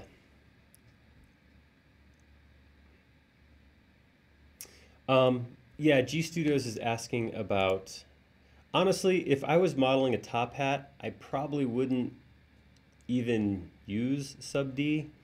I would probably do something, you know, more like this. Oh, my lines are turned off right now.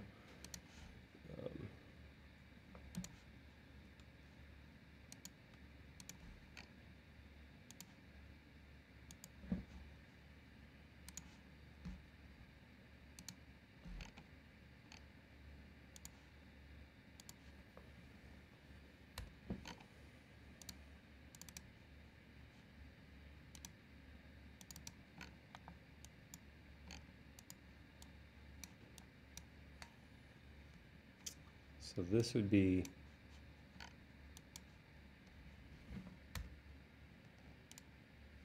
there we go. I would grab that, do a follow me against the circle. I did that wrong. Grab the circle, follow me, hat shape. So if I was to do something like that, I would definitely go with using follow me for the top hat shape. And then if I wanted to from there, if I wanted to distort it at all, if I want to take, you know, take the whole thing and make it more shaped like that, I would probably just use native tools and follow me to make that particular hat shape. This one we did do the triangles on the top, which ended up with a lot of geometry just to get it so that it evenly played out like that. But yeah, I don't know. I started just talking about stuff. I don't know if that answered your question. In order to get this symmetric all the way around, I guess one thing we could do, so if I unsubdivide that, I could do something like,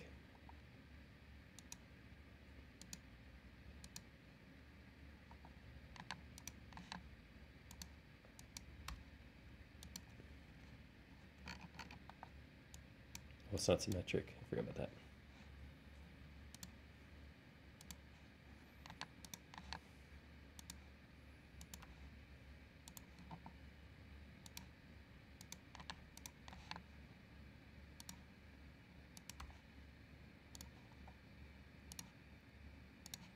I'm making stuff up right now.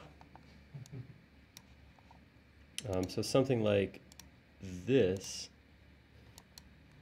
Because again, the reason we want those pieces coming in from the outside is that's going to give us this nice smooth edge around the outside. But that may give us the smooth edge, and then we still have a flat surface. So once I actually get rid of those lines, none of that matters. So that might be better because that's it's still going to give me a lot of geometry by the time I get smaller, or get a real fine mesh. But it's going to get away from having triangles, so it's going to have actual quad mesh. I said sub D is okay with triangles. Some tools aren't. Some are okayer than others with triangles. But yeah, something like that would work. The big thing is to get those regular intervals around the outside, so we get that nice smooth circle with the subdivision. So yeah, there's a lot of answers. Yeah, through paint. I think Cornox called that out. It doesn't like triangles, right? Yeah. Through paint is not a fan of triangles, so that would work.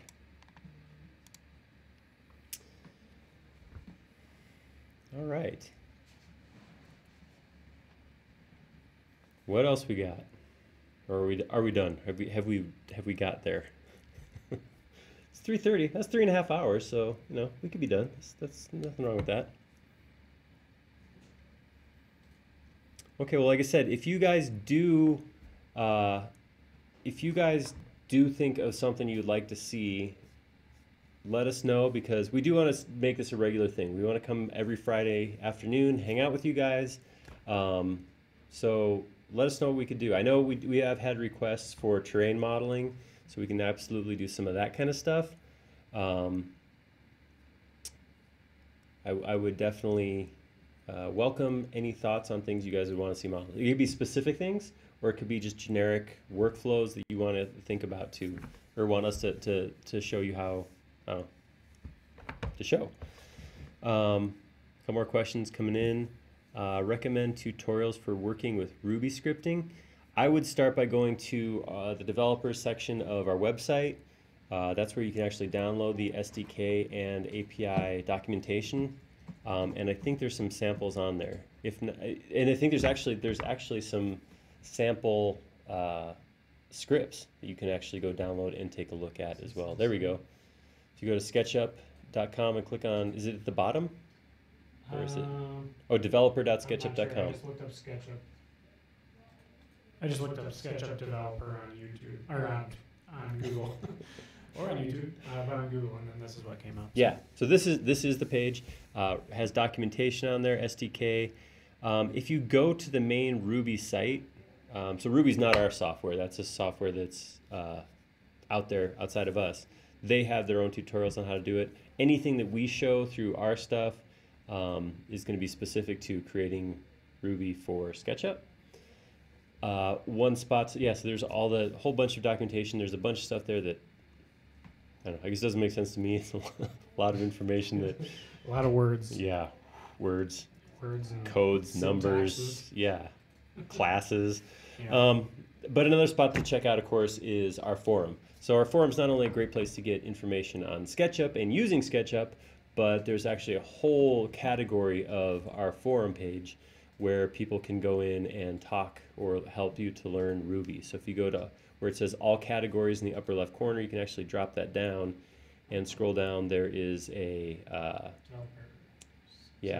developers, and then I think in there's actually so there's information on the SDK, Ruby, feature requests, that sort of thing. Okay, requests for dynamic components. That's something we'd definitely take a look at. Yeah. That's the edge. That's the edge of the maths that I'm up for. So that might be a have to have it. Whoops. The table's just the right height to push the button on my armrest. Button pushing table. Yeah, dynamic components are something we could take a look at. Sci-fi flying machines, like speeders or something. We could do that. I'm always up for more Star Wars. That's true. That's a thought. Yeah, keep ideas coming. Like I said, if something hits you in the middle of the night, ooh, we got to do this. If you pull up either YouTube or Twitch, and there's you can just send us a comment on YouTube. On Twitch, we have a suggestion box on our page where you just drop something in there. But yeah, we love doing this kind of stuff, but we want to do the stuff you guys want to see. We know what we want to see, but we also know how to do what we want to see. So it's more fun for you guys. UV mapping in conjunction with wrapper for SketchUp. Yeah, UV mapping would be something that I would like to spend time learning about too.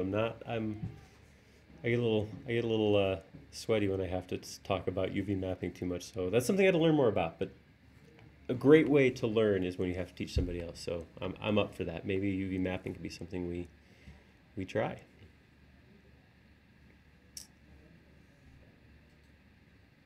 Cool. Oh, and I also wanted to say, like Aaron said earlier, this is our first one where we've done it on Twitch and YouTube at the same time. So I know the quality has kind of been jumping in and out, and we had a couple slowdowns there and stuff like that. So thanks for sticking with us, certainly, and we're working out the bugs. So technical-wise, we're always trying to get better. So thanks for understanding that.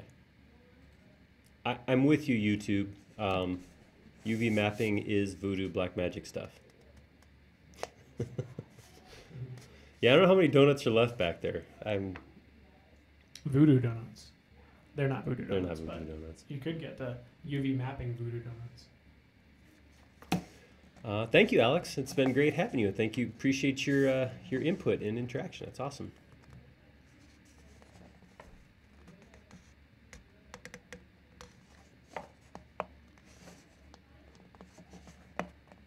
And thank you, Hornox.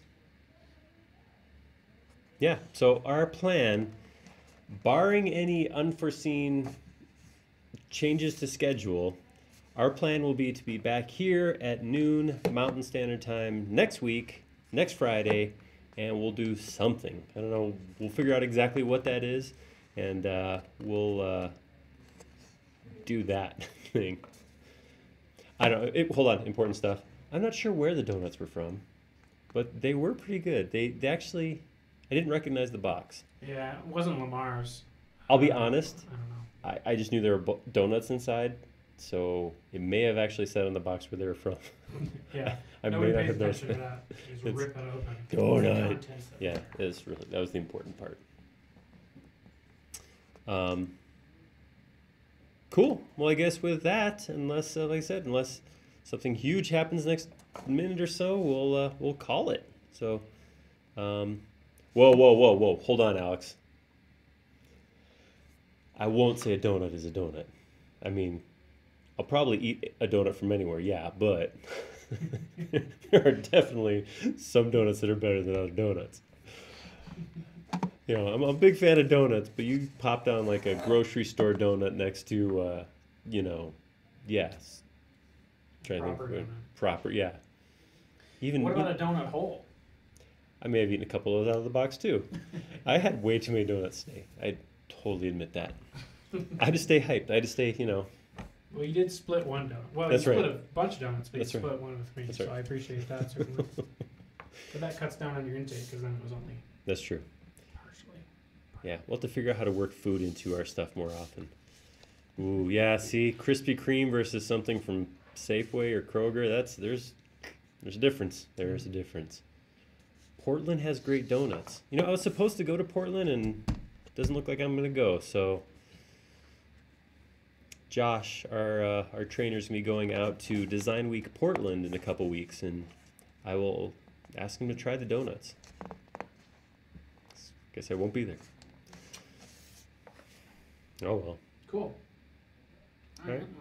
Well, if you guys can think of anything I said, drop us a note. If you can think of some other great treats that we should eat on air, I'll love to hear that too. Directly into the microphone. Yes, exactly.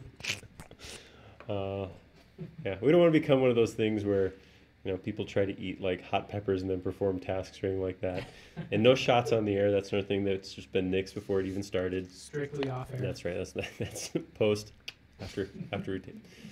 All right. Well, thank you guys. Thank you all very much. Appreciate it. This without you guys, this would just be me and Matt across the table modeling and talking about things. So. Right. Thank you for being here. Everybody have a great weekend. If it's spring break, it is spring break for some people. If you got spring break plans, enjoy that. Be fun, be safe, and come back and see us next Friday. So, all right. Thank you. Take it easy, guys.